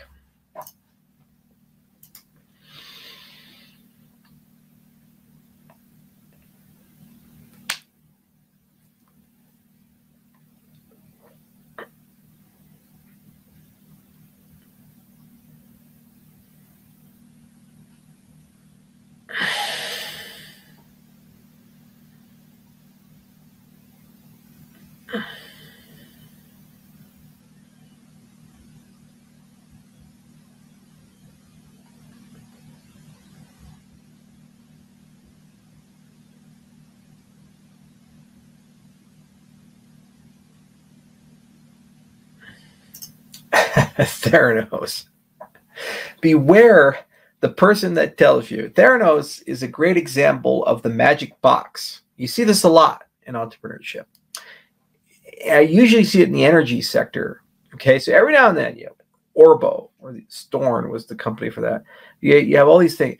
We have this magic box, like a car that runs on water, or a cold fusion reactor, or this perpetual motion machine. And this magic box will solve all your problems. Now, you say, okay, great. Can I see it? And it's almost like that Simpsons episode where Skinner invites Superintendent Chalmers over to his house, and he just has this series of lies, and eventually his kitchen catches fire. And Chalmers is like, what's going on in your kitchen? And Skinner's like, oh, Aurora Borealis. And Chalmers is like, Aurora Borealis, this far south, completely localized within your kitchen. And Skinner's like, yes. There's a whole series of memes on it, right? The magic box is like that. People say that. They say, can I see it? No. So Theranos is a great example of that. They basically say, we have this magic box and it does something. And all these doctors and scientists and other people say, well, can we see the magic box? Can we analyze it? And they say, no, it's our proprietary technology. We're special. Contrast that with how we approach things with Cardano. We have no secrets.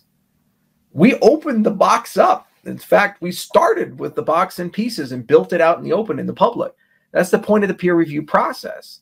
Nothing was really peer reviewed in the Theranos side. Nothing there in the Theranos side was really transparent and open. Nobody really knew how the magic box worked. You just had all these guys on the outside like opining and speculating. How did she pull off this magic box? How does this thing work? Well, you contrast that with us. It's like everybody knows how our shit works to an extent where we've over-explained it in a language so technical that only scientists seem to care. And that's fine because we're the ones translating it into code, and now Cardano's here at scale. It's there, it's running. So now we have a clinic, okay? And they say, well, there's evidence-based, AI-assisted, personalized genomic medicine with a wellness team that's multidisciplinary, multi-specialty.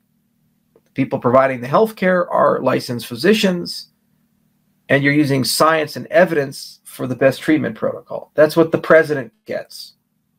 But with commercial innovation, you can provide that to the general public, or at least somewhat affluent members of the general public to start. That's Theranos. What extraordinary claims are being made there. What magic box is being offered there. You see, but you say it.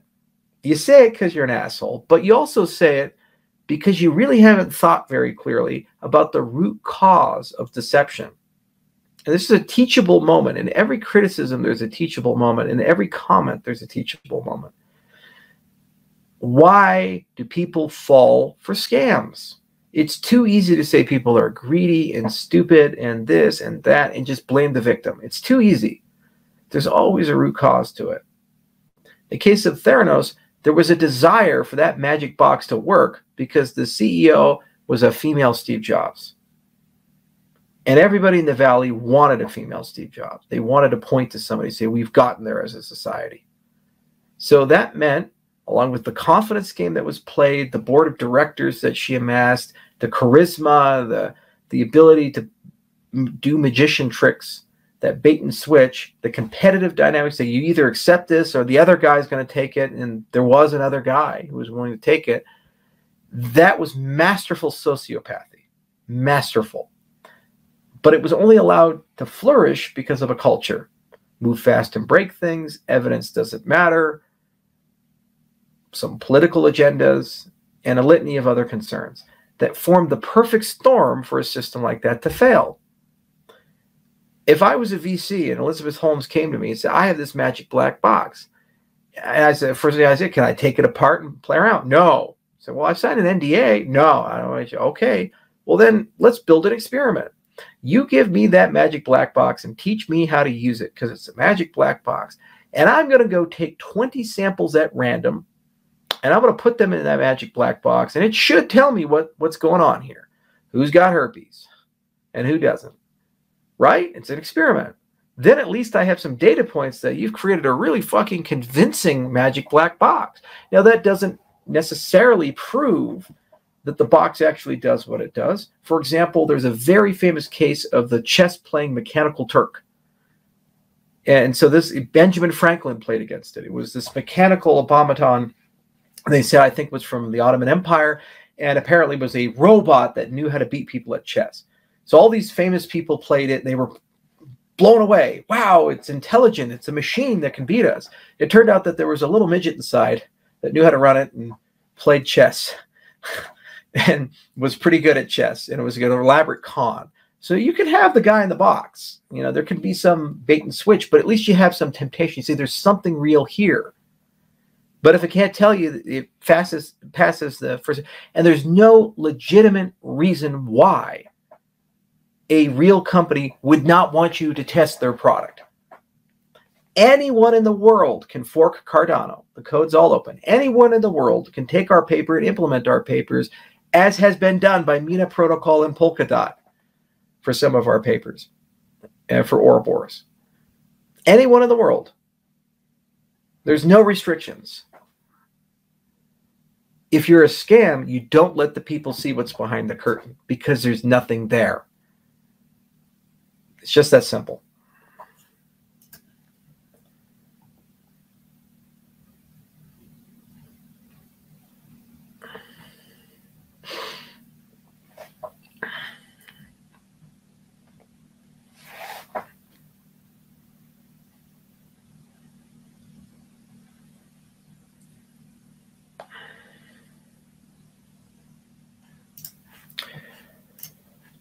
Projects in Cardano. How many currently? Thank you. Well, let me answer your question by giving all of you guys the way of verifying that yourselves. Talk about inclusive accountability. So there's a website called Cardano.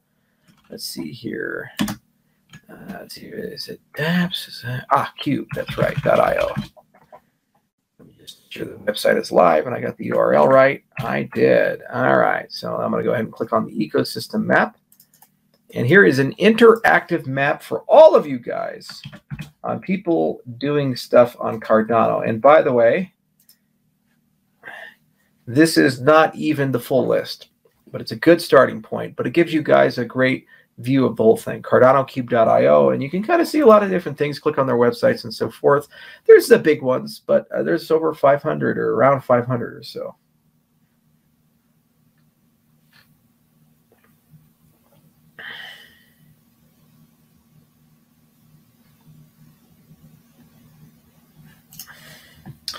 Christos, this cognitive science legend, it appears. Any thoughts of its work? Okay, Cogneuro. I forget, where's Christos at, Richie? Anyway, cognitive function. Cognitive science is great. Cognitive neuroscience is magical. And, you know, if I had to do it all over again, I'd probably do a PhD in computer science, do AI, and do a lot of cognitive neuroscience, and just get a master's in math and do automated theorem proving. I was never a very good mathematician. Didn't prove anything interesting. So cognitive neuroscience is phenomenal. There's a lot of great people there, and I've become incredibly interested in the brain recently. And I've been working in particular with something called the Neural Meditation Institute. Now, I don't have anything particularly to say about Christos's work because it's not my area of expertise, and I am not going to Dunning-Kruger my way through it. But I will say that the field in general is interesting, and I'm attending a conference in London on accelerated learning that's in May. And I will have a lot more to say on this topic as I become better informed about things like accelerated learning and things like memory and also meditation to improve focus and resolve attention issues and these types of things.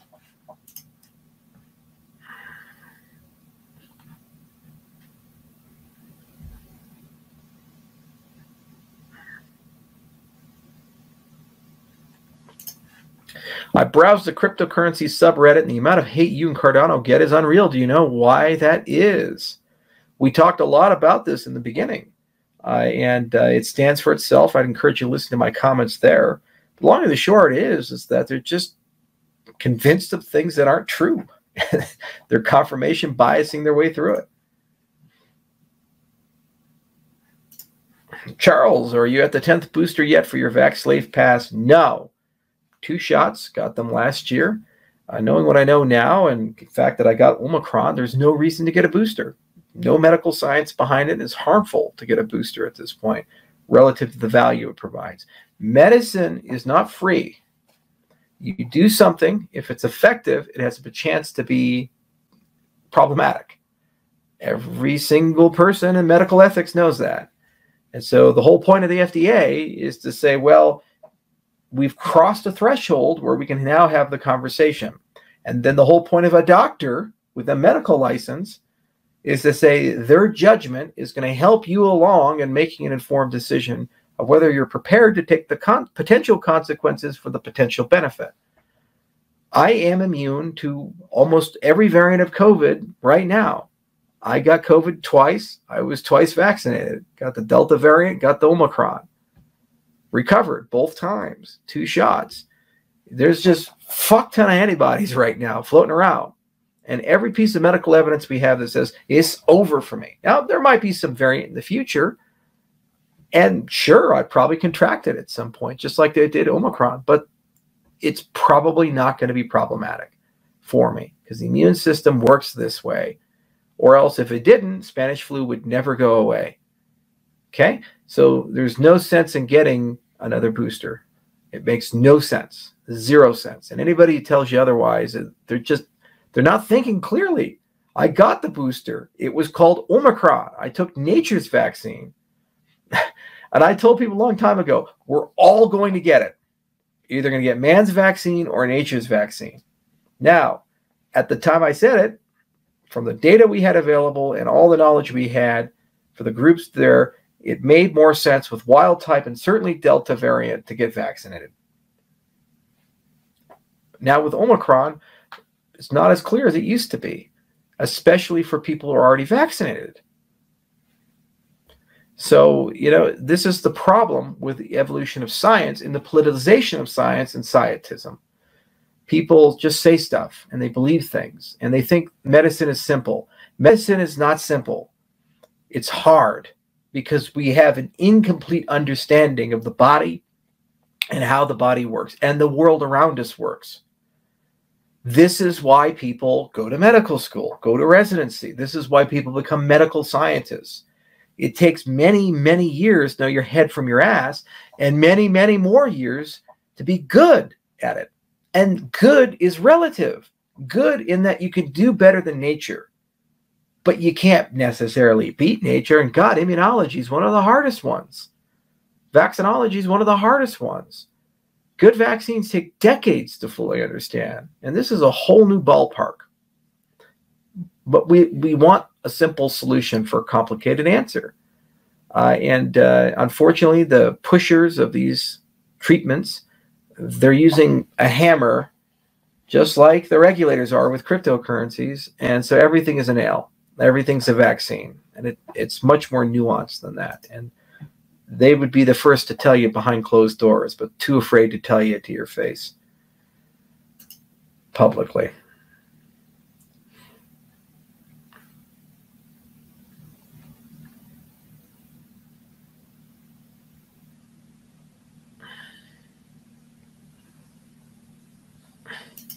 Well, that's not necessarily true. It says makes 0 sense to get any dangerous vaccines. Well, what if there was an aerosolized Ebola? 50% mortality rate. And what if you find out that the vaccine only works half the time and there's a 10% chance that it causes you to develop a severe rash or heart problems or something like that? And this Ebola is spreading rampantly. Would you take the vaccine? You see, there's risk reward in all things. You look at the potential spectrum of problems from natural contraction of the disease. Normal coronaviruses, the common cold, these things, we don't vaccinate for that because it's not really a problem unless you're immunocompromised. And that's an opportunistic infection. It kills you for different reasons. But we sure as hell do vaccinate for yellow fever. And we sure as hell do vaccinate for very dangerous diseases, especially diseases that are terrible for children like measles, mumps, and rubella. And those programs, I went to a plantation today, and it was a plantation down in New Orleans, and it was a sugar plantation, and I got to learn the entire history of the plantation. One of the people that lived at the plantation had 14 kids. Only 4 of them lived to adulthood.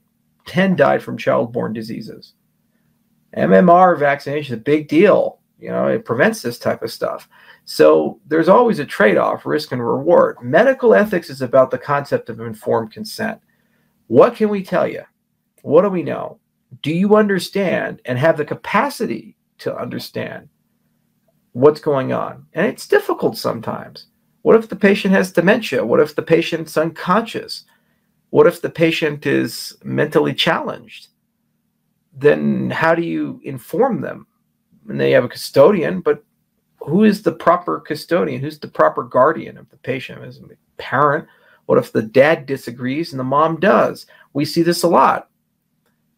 One parent wants to vaccinate the child, the other parent does not. There's been more than one divorce over this in the United States right now. Well, do both have the right information? It's a problem. So it does make sense, even if there's danger. It's just a question of, do we have an accurate view? Do we understand? And we have to look at the societal threat. In the case of childhood vaccinations, it was not an academic reality. Every single person who grew up in the 19th century and the first half of the 20th century knew someone, without exception, who lost a child early because of an infectious disease. It was a fact of human experience. And it's why everybody had lots of kids, because your kids were your retirement, and not all of them are going to be with you by the time you hit 30. It's just how it is. Vaccinations change that. That's a fact.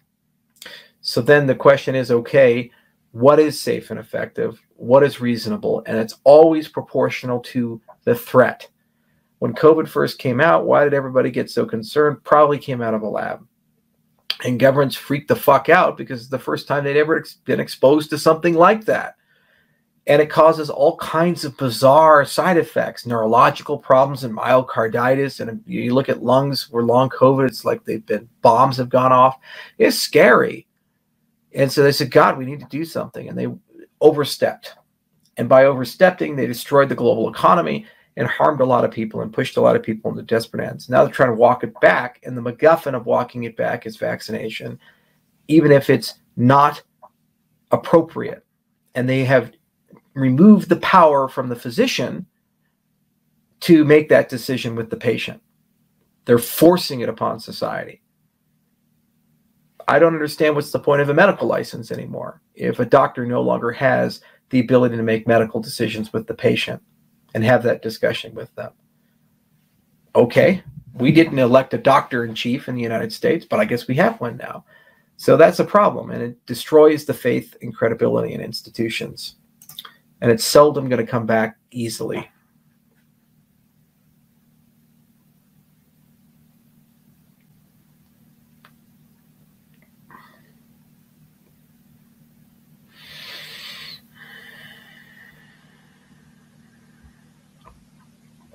And by the way, I talk about this a lot because it has an enormous impact on my ability to do business.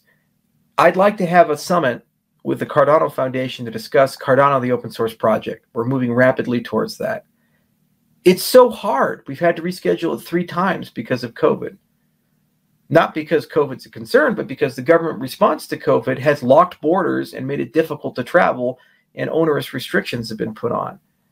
And now we're finally converging to a point where we can do that. But this policy has made it very difficult to have certainty in plans in the world, and it's gotten just so bad. And just when you think it's over, it comes back.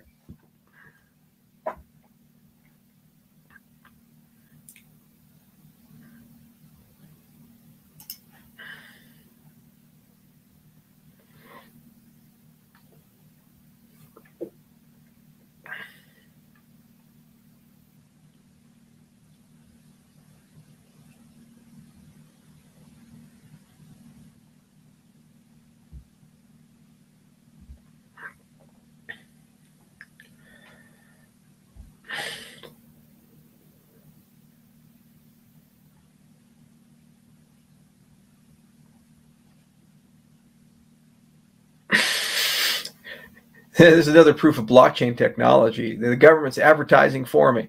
Watch out, you might lose your good boy credits for wrong speak. I assure you I am rapidly losing them. And I'm just going to keep. You need to do more research about World Economic Forum. Obviously, you don't see how this is a plan. Have you actually been to Davos? I get invited. I go there every year. I see the people. I shake their hands. I'm kind of part of that class. It's not what you think it is. There's no cabal of the New World Order, you know, just meeting at Davos. Guys, if a secret society is meeting to determine the entire fate of the world, they're not doing so with $100,000 tickets.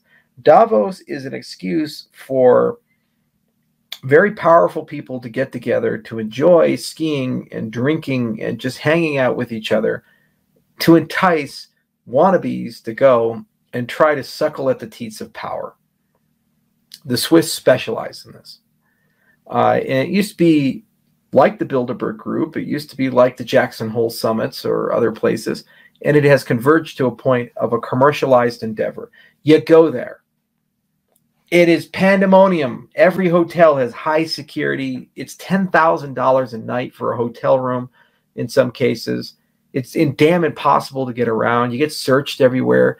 You go to your little thing, and there's just some guy, and he's looking at you, and he's like, okay, am I more powerful or is he more powerful?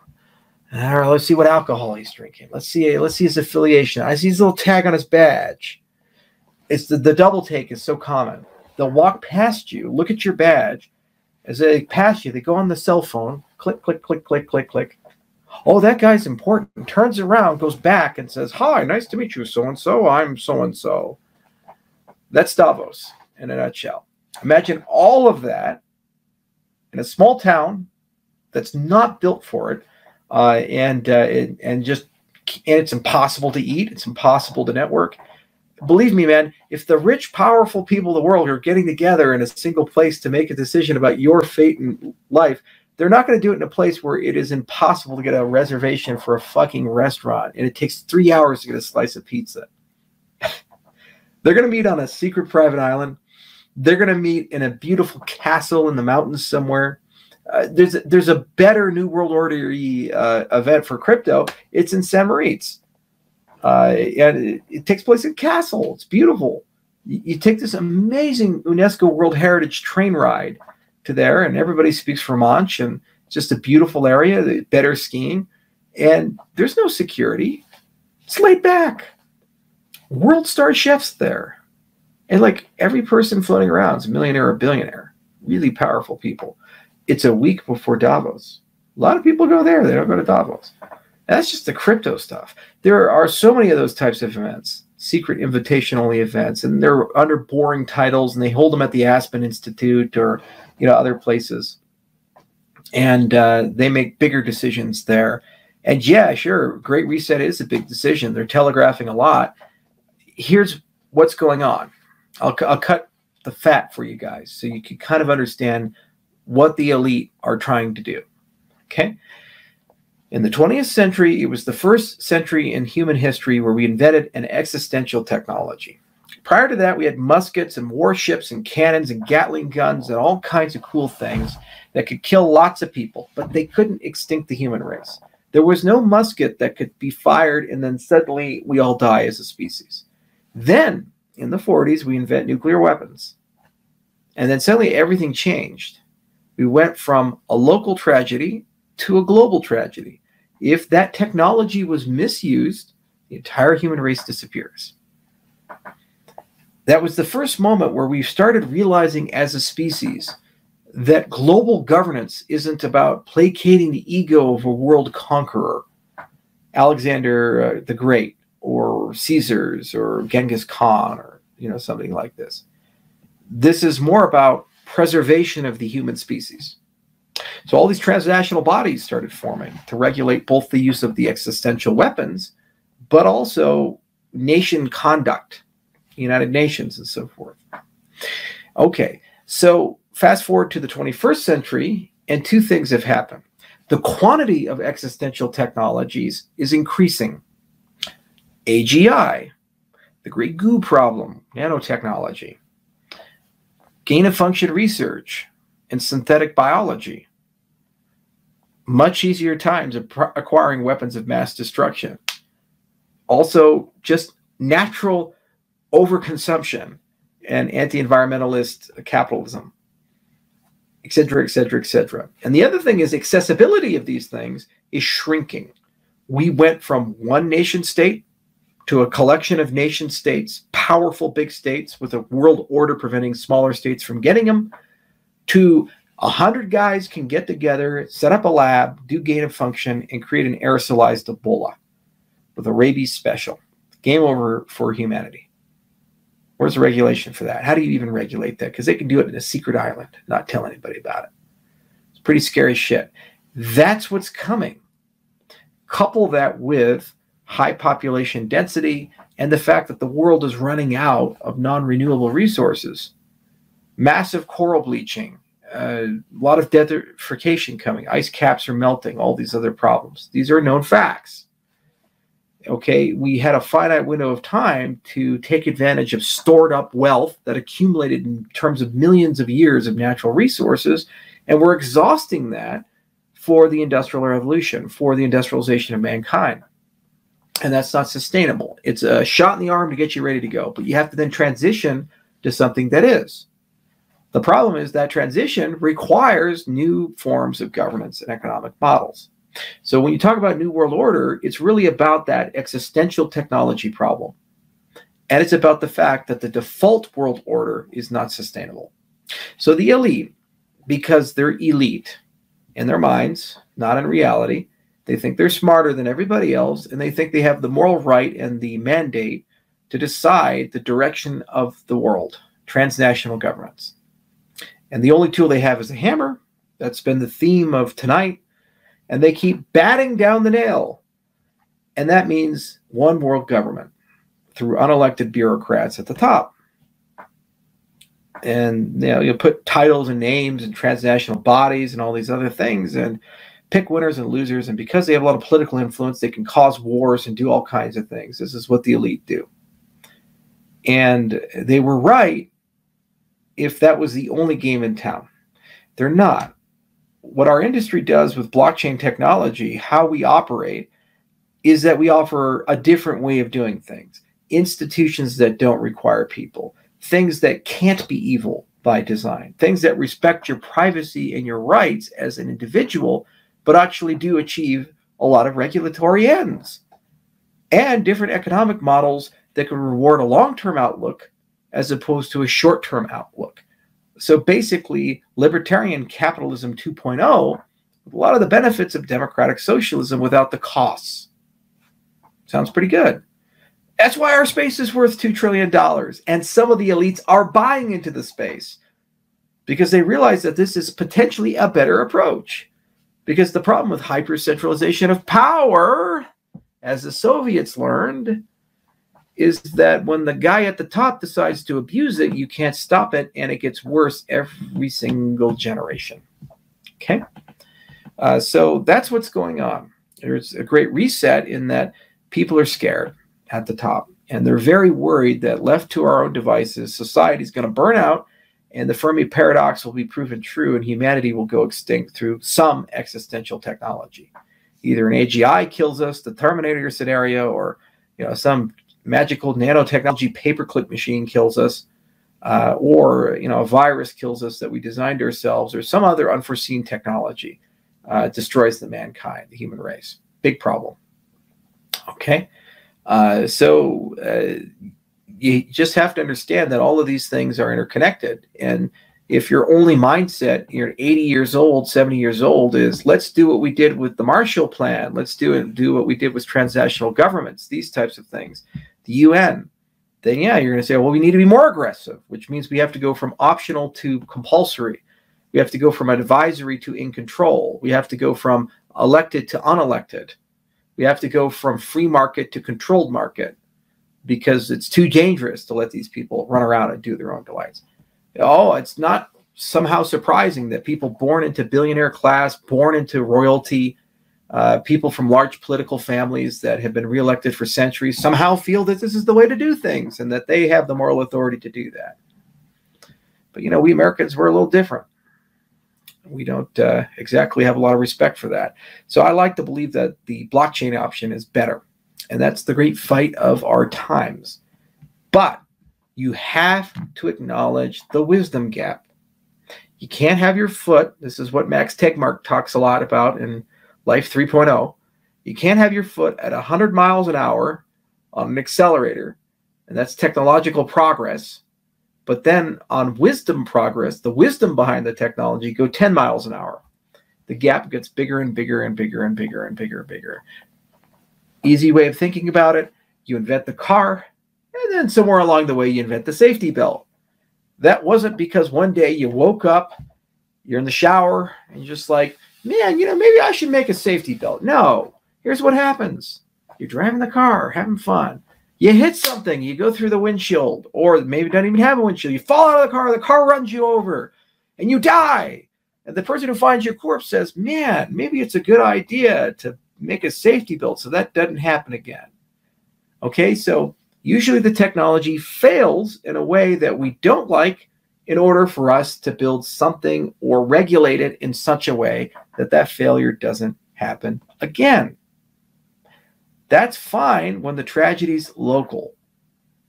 The guy who invented the wingsuit, I think the first wingsuit or the first parachute, I think he died in the first maiden voyage of testing it. Didn't invalidate the concept. Just same for the hot air balloon, I think. People die. You know, things happen. We move on. Technology gets better. We improve. The wisdom gap closes. You cannot do that with existential technology because the first failure is the last failure for all mankind. The technology kills you. So you do the wisdom first before you do the technology. Before you make an AGI, you think really carefully about the philosophy of the AGI and the problem of control. Stuart Russell writes about this. There's a lovely book about it, AI and the problem of control, and the ethics of these things. And sometimes you decide just because you can do something, maybe you shouldn't do that thing. Okay? And so this is where we're at. There's a wisdom gap. And because humanity has shown to exploit that gap in unproductive ways, and many tragedies are occurring, and the proliferation of existential technologies, it's causing the ruling class of the world to say, God, we need to solve these existential problems. And the only way we know how to do it is using the problem solving of the past. Domination, control, authoritarianism, force, propaganda, psyops, centralization of power, unelected dynasties, and so forth, and suck it up, buttercup. Meanwhile, they're completely ignoring the fact that a social revolution is happening, demanding for fairness and human rights and egalitarianism and institutionalization of ethical ways of treating people and blockchain technology and inclusive accountability, these basic things. Oh, those upstart ripper-steppers, who cares about them? Or, oh, they're a threat. They're going to prevent us from building our utopia that will save the human race. So we got to beat them.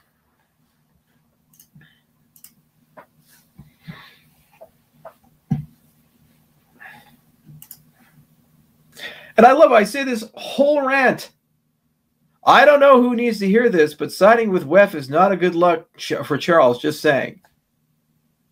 You're a fucking idiot. Did you listen to anything I just said? God!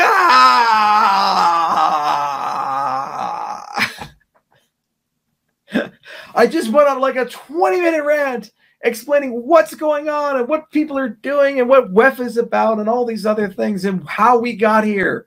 Watch the tape again. Watch it again and again and again and again. You'll get there. God damn it, you'll get there.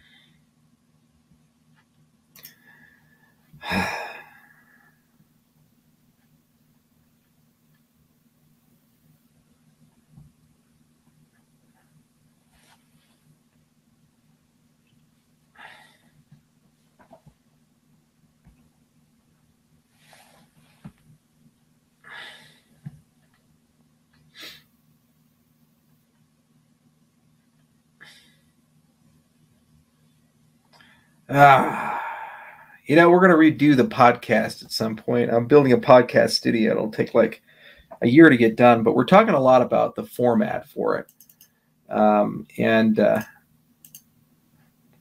You know, and we're just thinking, like, how do we better communicate with people? We also are thinking about adding a Twitch live stream as well, and more platforms, maybe even doing some short clips and putting them on TikTok and other things like that. My EA is very, very social media friendly and savvy, and he's always trying to get me to change the way I do things. It would be nice to get a higher quality set of questions sometimes and a better dialogue. I really like the Twitter Spaces because I've noticed that the questions and dialogue is just very different from this format. I still do this format because some people take advantage of it and value of it, and I enjoy it, but it's pretty tiring sometimes. You know, you go on this long point and you're like, and then they say, well, why did you say that? I said the opposite. I don't know. It'll be fun though. Charles is having a lot of fun today. Well, hell yeah, I woke up in Nolans. I ate so many beignets, I think I gained 3 pounds just eating beignets. I'm going to have to go on a fucking protein-sparing modified fast. Lose all this weight.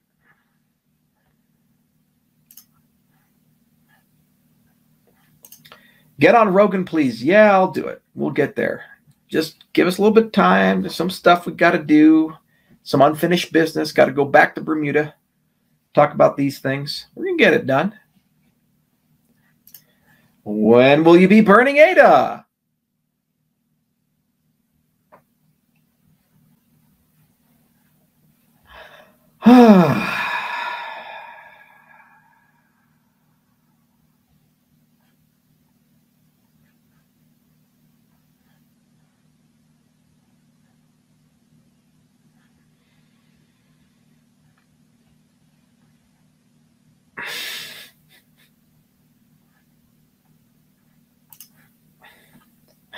You're mad as hell, but you're the one saying you eat pizzas with the elites, not me. Well, yeah. You know, I get invited to parties. You go and talk to them. You see them. It doesn't, like, you know, cover you with mud and stain you. It is, you get to know people. You get to see where people come from.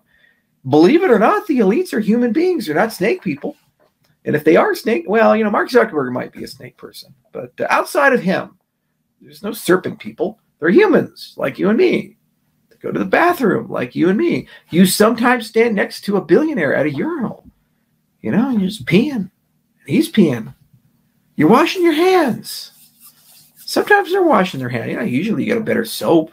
There might be like a bathroom attendant. Maybe they have like the nice high quality cocoa butter, you know, moisturizer for your hands. But guess what, guys? Whether you're at a Buffalo Wild Wings or a Michelin star restaurant in Copenhagen, it's the same. Same basic framework. So you engage with people, you talk to people, and you get to know people. And you say, well, why do you believe what you believe? I talk to a lot of world leaders, a lot of presidents, a lot of prime ministers. You sit down with them. Why do you believe what you believe? Now, conspiratorial thinking, it says those people are completely empty suits. And there's some race of lizard people, some evil cabal of people, like, you know, doing weird hand signs and shit. And that cabal of people tell those empty suits what to think and do. Now, it's certainly true there exist proxy governments in the world, Vichy regimes in the world. And throughout human history, there are secret societies. Many of them exist. Okay, great. Your exalted order of the Golden Dawn, the Illuminated Order of Golden Dawn, your Illuminati, you know, there's Europeans fucking loved secret societies in the 17th to 18th century. Half the founding fathers were Freemasons. Great. And that's fine.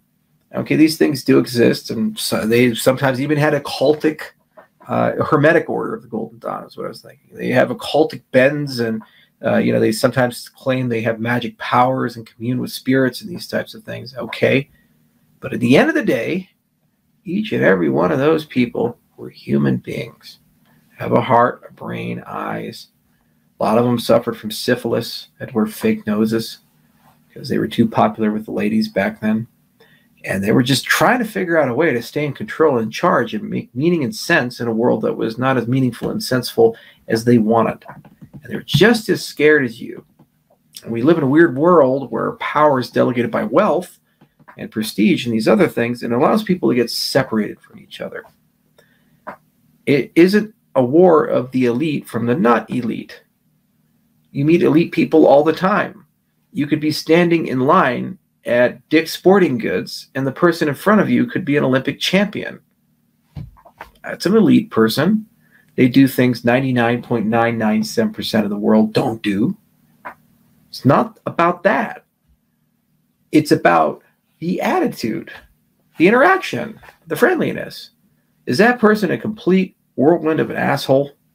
Really just that walking condom commercial like Mike? Is that what that person is? Or the nice guy or gal or the nice person, chummy. Wow, what an interesting person. So humble. That's why I love Charlie Daniels so much. I was so sad when he died because, Charlie Daniels was one of the nicest guys I ever met. He was extremely affable, very friendly. The dude played with Elvis, Bob Dylan, Johnny Cash, Willie Nelson. He played with everybody. And he double went down to Georgia. Come on, great song. So many amazing hits. He played like 6 instruments. And at 80 years old, he's still just jamming like fucking crazy. Go to the Golden Nugget, hit the buffet, go over there, $30 for a ticket. You watch Charlie Daniels play. You're going to have a good night. You meet him, you could see him on the streets of Tennessee. Nicest son of a bitch you ever meet in your life. And you wouldn't even know that he's Charlie Daniels, right? That's elite, but friendly. He's a person. He remembers we're all the same at the end of the day. The problem we have is when we start creating the other. The woke cult does this. Politics does this. Genocidal dictators do this. Religious extremists do this. The other. Vaxxed, unvaxxed. The unvaxxed, the other. They can't go to the restaurant. I was playing with somebody the other day. Masari invited me to an event at F Denver.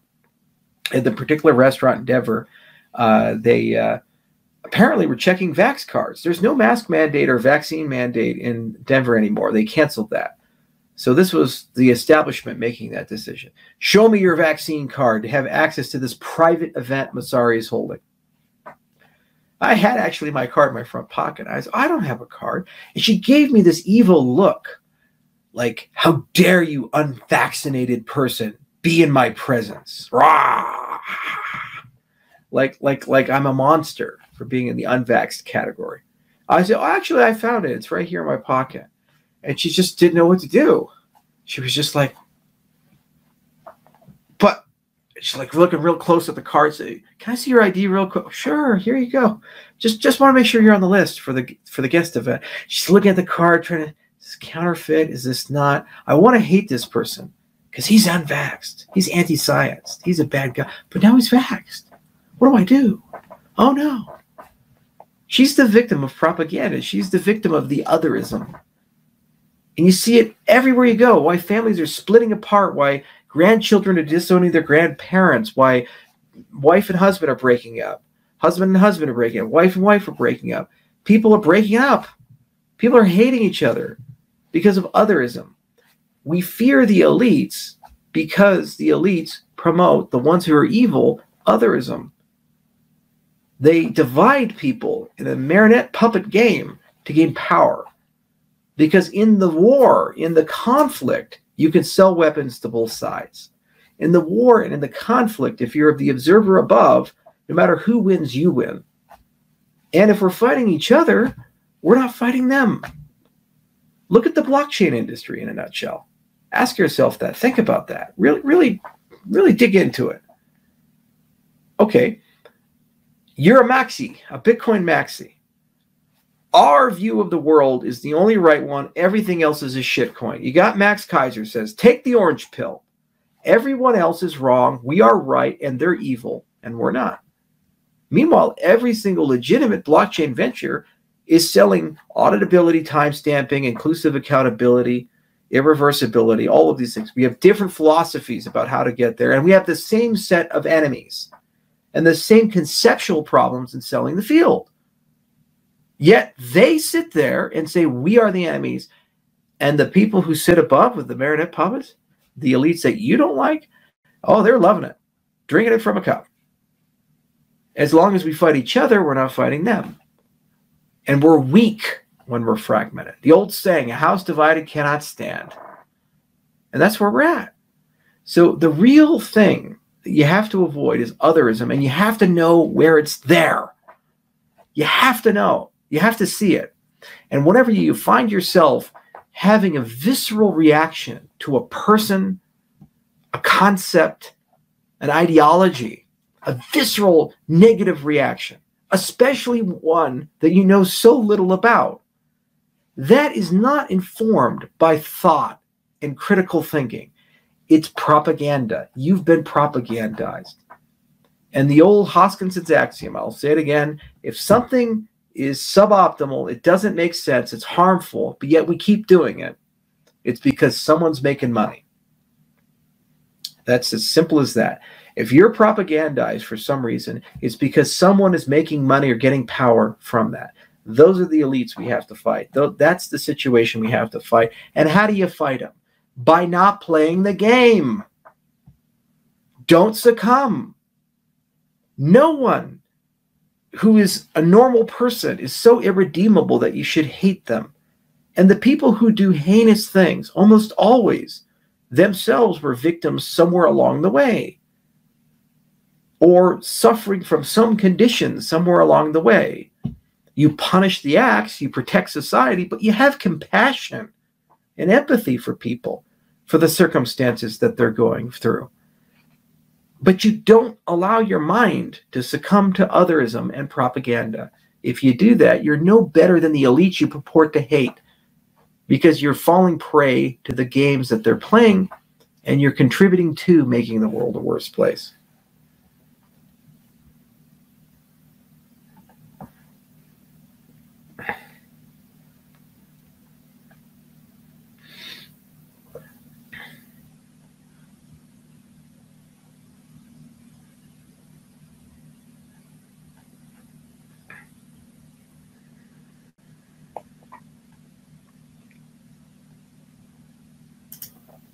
So the elites are lizard people then.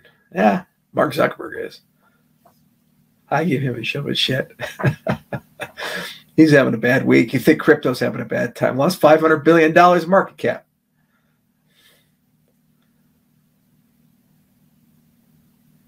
Let's see here. Hello from the Dolomites. Charles, thank you for everything you do. Lucien Wu Toy. That's a beautiful mountain range, northern Italy, and some of the prettiest sights you'll ever see in your life. Google Dolomites and thank me later.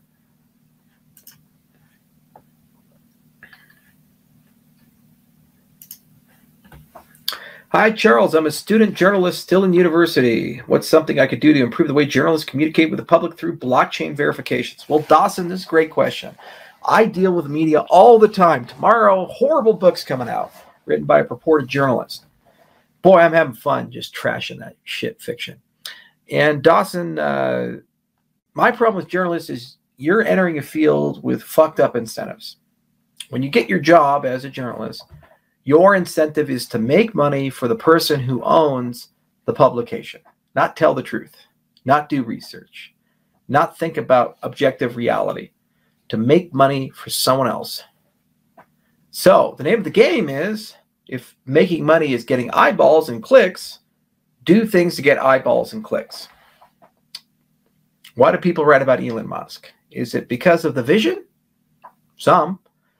Most because he's got tens of millions of followers all around the world. He's this whirlwind of magic and chaos and controversy and so forth. So you just mentioned the keyword Elon Musk, comes up in people's feed. Oh, I got to click that. What's Musk doing now? Oh my God, he named his baby something weird. Woo, Musky.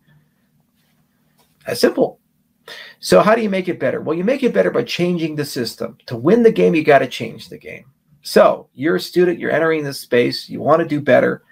Well, let's start with veracity bonds. When you write something as a journalist, more often than not, there are no consequences. The libel laws work in a certain way, and I've been reading them recently, but you know, they work in a certain way where most often than not, you can just write stuff that's horrible, and as long as you got some proper sourcing, you're legally in the clear. So wouldn't it be cool to have veracity bonds connected to a story? So when you publish something, You don't just publish it and put your brand and name and institution's name and reputation on the line, but you put good earned money on the line. Crypto, because the other money is becoming worthless. A veracity bond. Well, that's interesting. And what happens if what you've written turns out to be factually incorrect and there's some sort of way of checking that? You lose the bond. So when I read a story in the future where journalism's not so bad, I say, is there a veracity bond for this? Yes. Okay, how much? And who checks it? Seems pretty credible. Good. That's something. Is there a veracity bond? No. It's the bat boy at the grocery checkout line. I guess he's getting married now. Okay, it's not a real thing. Okay, so you think about what incentives do people have to curate information, to attest that the information is correct, and what incentives do people have to consume and share? And when people share what you write, how much vouching do they have for it? All of you listening, you probably have a social media account. I'm simulcasting on social media accounts. So when you verify, when you share something on your Facebook page or Twitter for a retweet or any of these things, do you read it? Do you check it? Do you sit down and think, what I just read, am I 100% certain, absolutely certain that that's right? Or do you like, oh man, that's a fucked up headline. I didn't know that guy did that. Click, retweet. Twitter started warning people that you probably should read the article before you retweet it, because more than 50% of people were retweeting tweets for articles just based on what they read in the headline. They actually didn't click the article and read it. And they're sharing it. They're propagating it. So another side of information is not just the veracity of the document, but we as the surrogates, as the viral spreaders, as the people who are actually propagating it across our social graph, need to vouch for it, put reputation on it, let people know the story. When you retweet, I retweeted without reading. I don't know. It's unverified. Do this in the intelligence business. Any piece of actionable intelligence in the mosaic of intelligence is labeled. If you have an informant, you have any of these things, they'll say, well, we don't really know. It's not a very credible thing. Or the assessment is milky. The human doesn't agree with the OSN, doesn't agree with the SIGINT. There's this issue. There's this issue. Satellite reconnaissance shows different things than what the drones were showing, or we think there might be an issue here. And then you try to put it all together and then decide the preponderance of the evidence. Why don't we do this with media? Because it's hard, it's expensive, it's time consuming.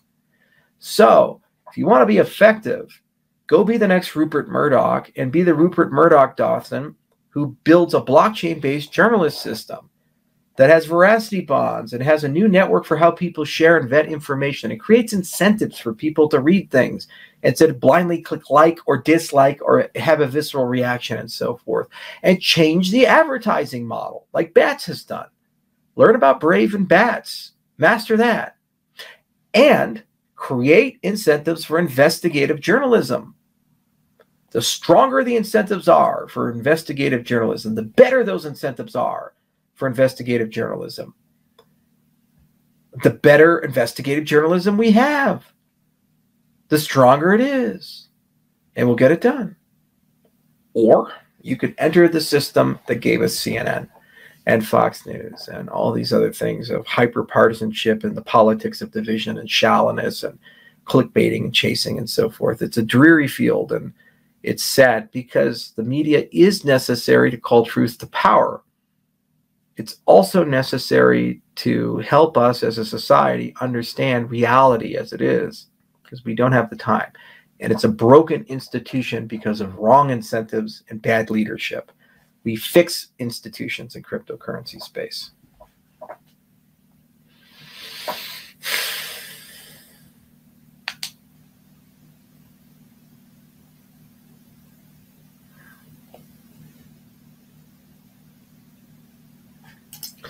Now you're thinking politicians should use that bonding model to verify their BS. Oh my God, could you imagine living in a world where every political statement is backed by money? Yeah, they get a little bit more careful with their speech. They just start pulling a Bill Clinton. They'd be like, that depends on the meaning of is.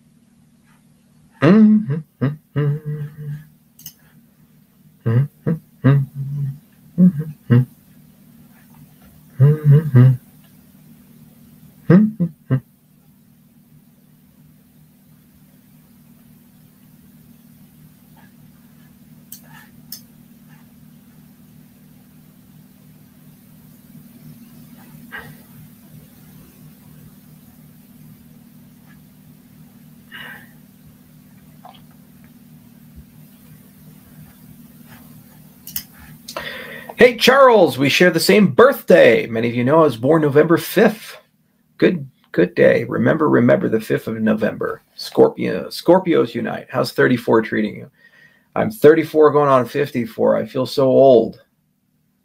You know, I've lived a hard life, and I'm trying to get back to being young again. Although the hairline is not so kind. I hope you're faring better, Adam. It looks like from your picture your hair is better, but I don't know. Is that a current picture or an old one?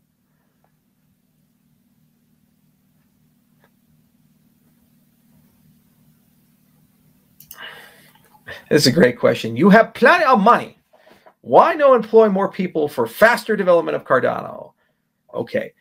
You can't hire any more people for linear processes. There's a very well-known series of laws and principles in software development that adding more people to a team after a certain point does not actually produce better results. Okay? It's kind of like a bathroom mat that's already fully saturated, or a sponge that's already filled. You can pour as much water as you want on it. No more water is going in, okay? The sponge is saturated. And we're at capacity. There's hundreds of people floating around, more than 15 companies floating around just on infrastructure.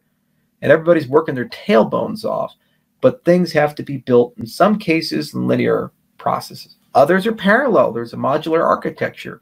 The node team is very different from the network team, very different from the consensus team, very different from the Plutus team, very different from the interfaces team, very different from the Daedalus team, very different from the Adrestia team. And that's just core infrastructure. Then you have the constellation of things like people working with dApp developers. Those are very different than the formal methods team, very different from the academic team, all working in parallel, including the Hydra team working in parallel. More than 15 companies, hundreds of developers. We can't hire any more people because they're saturated. Each team is full capacity. Every now and then you get an opening. Every now and then you find that you can do something in parallel and you add more resources, which is why we have float teams. Then there's the QA teams and the DevOps teams and so forth, and they pre-do as much work as possible. Can't hire more people. Can't hire your way out of it. Good work takes time. Building cryptocurrencies is hard. Don't believe me? Look at the $10 billion of hacks.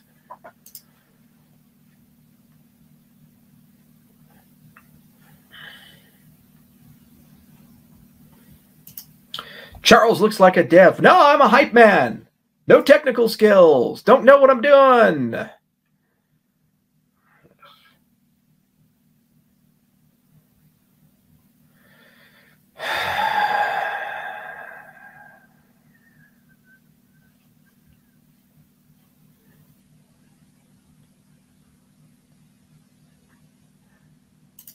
Charles, what did this shirt say? It's a duck hunting place called Honeybreak. I don't want the Digibyte question.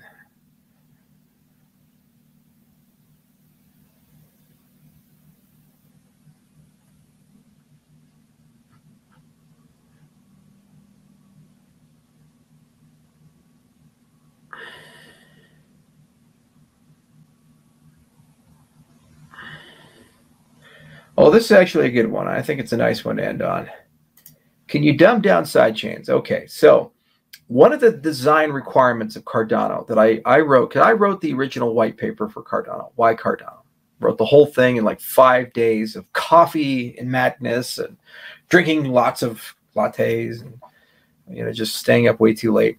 But basically I said there's this idea of a Cardano settlement layer, an idea of a Cardano control layer or computation layer. I never settled on a common vocabulary for it. So let's call it computation layer. Your settlement layer is a root of trust. Your control layers are things that live above it. And basically the settlement layer has a narrow view of expressiveness and computation. and it is really reliable. And then you use something about that to spin out chains above many computation layers, and each one has a different computational model. EVM and Plutus and this and that and this and that and this and that. Okay? Now, because you have a strong root of trust, you can use that to bootstrap permission protocols in the control layers that are very fast. So there are protocols like BFT Simple, like the Tendermint protocol, OBFT, Rapid Chain, hundreds of these things, Algorand in a certain respect, certain variants of it, that run in a BFT mode that has a permission quorum. You could take the stake pools and sortition them in some way, pick a quorum and have them run the network for 5 days. So you get all the benefits of a permission network. You get synchronous communication, you get fast finality, you get high throughput. BFT Simple runs 1,000 transactions per second. But you get the trust model of the root of trust of the underlying network. And it's basically what these Binance Smart Chain guys are doing and the rest are doing. It's not rocket science. It's a known thing in system design. Ouroboros was designed this way. So as we roll out the sidechains designs, what we're going to do is show how the community can propose and launch a sidechain. They don't need to go ask permission. There's no foundation that sits there and thinks and cogitates, ooh, what sidechain should we have? It's a process. And where we excel is we make sure we build a really beautiful bridge mechanism and other things to be a standard kit of things you do to stay compatible. But then when you launch it, you get the OBFT quorum. Stake pool operators get multiple revenue streams because they get ADA plus the sidechains they're maintaining. Win-win for everybody. And now you have a different computation model. You have different network logic, different rules for consensus. You have different computations with different notion of smart contracts. Oh, extended UTXO, so hard, I can't figure it out. Oh, Plutus functional programming, so hard, I don't know. Oh, no. Fine, fuck it. Do accounts in Solidity. Okay? Great, you're an overglorified node developer. Huzzah. Go do it. Okay? Don't complain about it. Just go do it. That sidechain exists. It's there. Better, faster, cheaper than Ethereum. 1,000 times so. Pretty simple.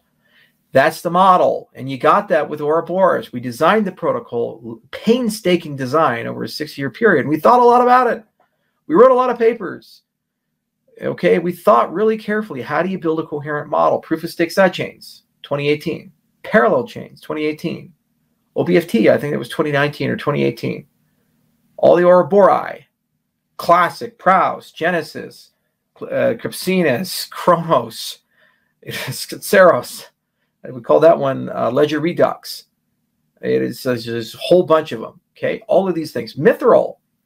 If you have cross-chain communication between the sidechains and the main chain, you'd like that something on the sidechain can talk to something on the main chain and vice versa, and they don't have to possess the full ledger for that to be secure. You need a proof certificate. OBFT, you can do that simply. Proof of stake, you can do that simply. You can exchange certificates. You don't need the full chain. Okay, it's a sidechain ecosystem. That's why it's so fucking crazy. All these people are Cardano can't scale. Oh, it's like Mr. Plinkett. My God, I feel like I'm George Lucas getting fucked up by Mr. Plinkett going after the damn prequels. Oh, I don't like this way. It's really bad. I mean, this is where we're at. Guys, it's not rocket science. A lot of this is settled science. A lot of this is settled design. The very people you praise when you attack Cardano have embraced similar architectures. Only ours is better, faster, cheaper, and more secure, and it's backed by actual rigor, for God's sakes. Which means that when the network is under high throughput in this model, it won't break. And you don't have to kick it to turn it back on like a fucking weird-ass refrigerator. It's that simple. So dumbing it down, slow breeds fast. Common infrastructure, open ecosystem. If there's enough value that something real can be created, it will be created, and stake pool operators get multiple revenue streams. So the Cardano of 2023, when we have a big sidechain ecosystem, and you're an SPO, you make ADA plus. And you're running lots of nodes, not just one node. Your hardware requirements go up, but your revenue goes up, and you become a different type of node. The user, either an agent, human or otherwise, non-human would be a dApp or a machine, Human would be you, the user. You get all these messages being passed in some sort of pub sub, and you get all of these certificates, proofs that come through, and you can check them. It's not rocket science. The papers are there, the designs are there, and they're being rolled out this year because we're in the Basho era. We're in the Voltaire era. We need to do these things. We have to connect Catalyst to the main network. We have to connect Mamba to the main network. Raw, just like that. But once it's done, there's a model for how to do it. And then you, the community, will do the next one. It's like medicine. Learn, do, teach. We are in the do side. We had to learn. That was the last 4 years. And once we're done with do, there's to teach. Okay, so teach you how to do it. Then you do it. Then you teach somebody. And then you build a big tent. Lots of money. Big ecosystem.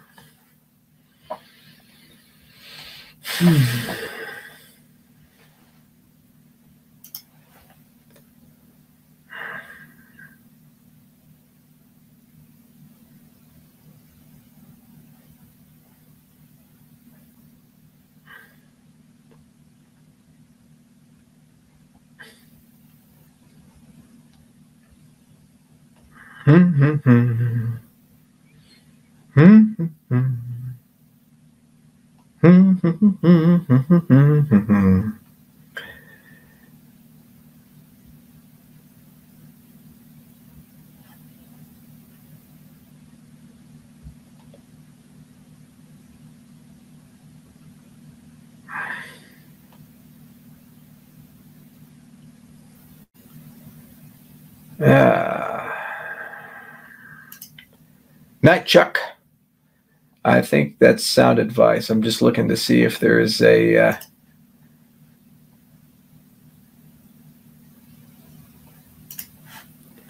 that's such a fucking creepy question. Charles, when are you going to let me come down to Boulder County and photograph you? Come on, man, ask it different. I'm sure you're a nice guy. Please. Oh, it's too late. Okay, it's midnight here.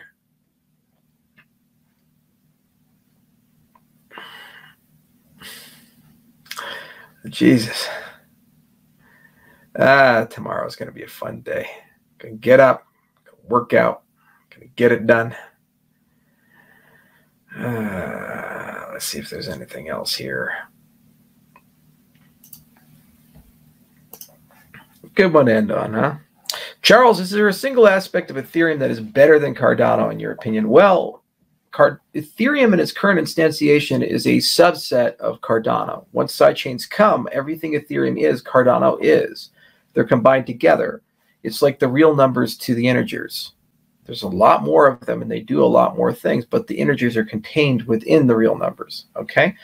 So from a technological viewpoint, layer one, I'm not so worried about it.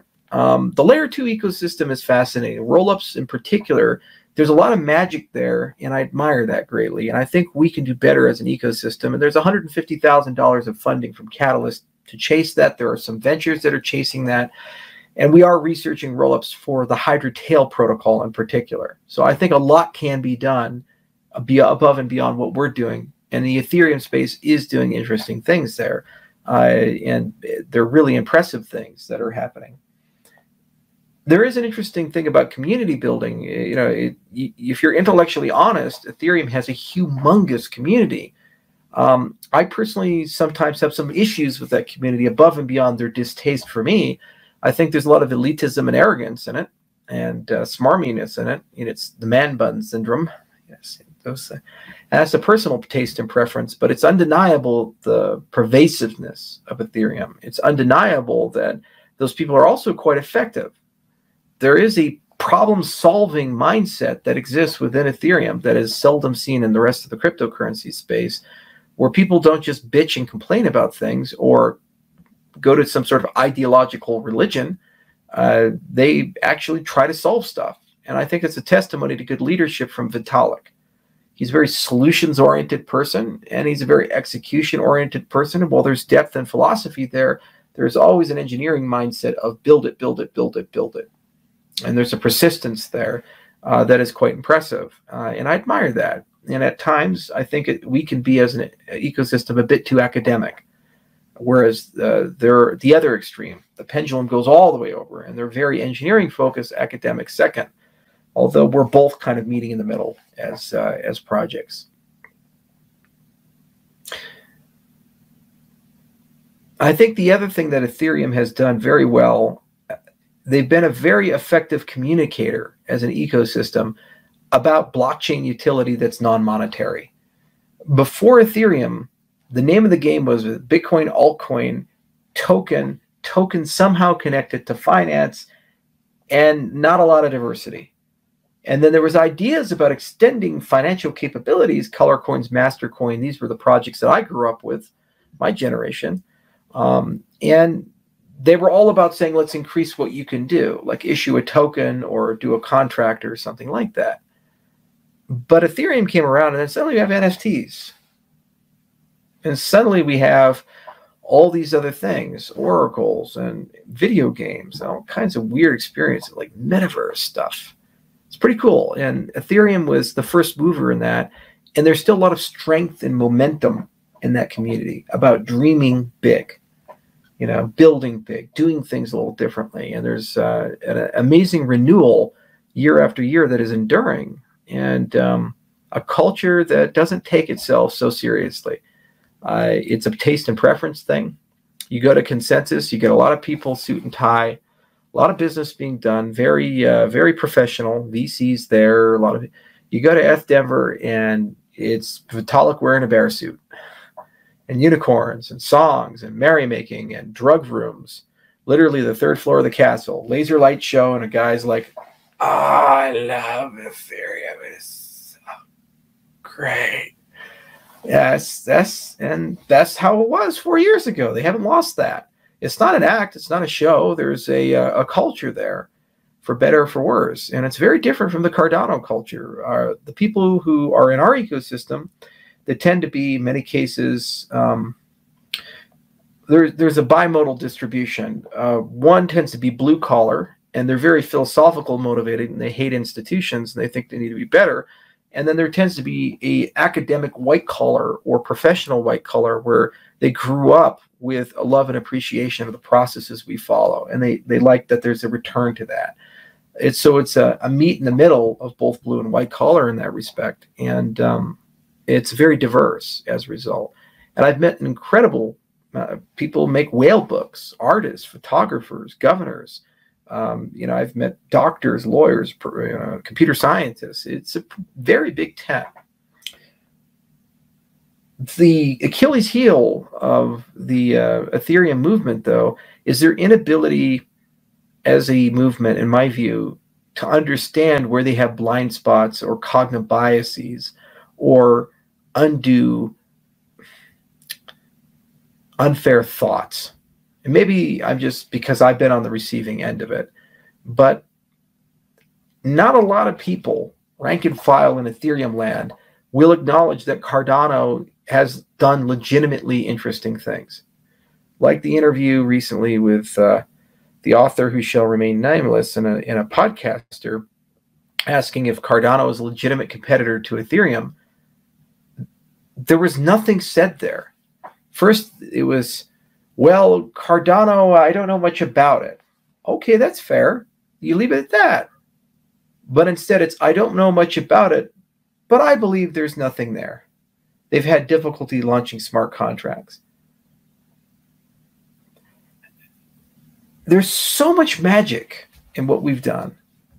So much careful thought, so many thousands of conversations, so many thousands of meetings, and countless hours writing code and doing science and building things that go into who we are, what we've done. And that's all in the open for everybody in the space, for better or for worse, to utilize. You can't, with a project that has committed so much work to paper, just offhand dismiss it because of your personal distaste for the founder. And the fact that an entire ecosystem in some way has succumbed to that that doesn't bode very well for their future, because that's ultimately to their detriment. If you're smart, you learn from other people's mistakes. You learn from where other people have not done things well or done things well. Competitive analysis intelligence really helps you out. You see this in great engineering. Biomimicry is a great example of that. For any structure, any design, anything you look at, you always ask, did nature already do it? Because if it did, I have a starting point. Who am I to argue with millions of years of evolution? Go copy it. Great out of steel. Steve Jobs used to say that. Everything we've done is a potential point of conversation and inquiry and interest.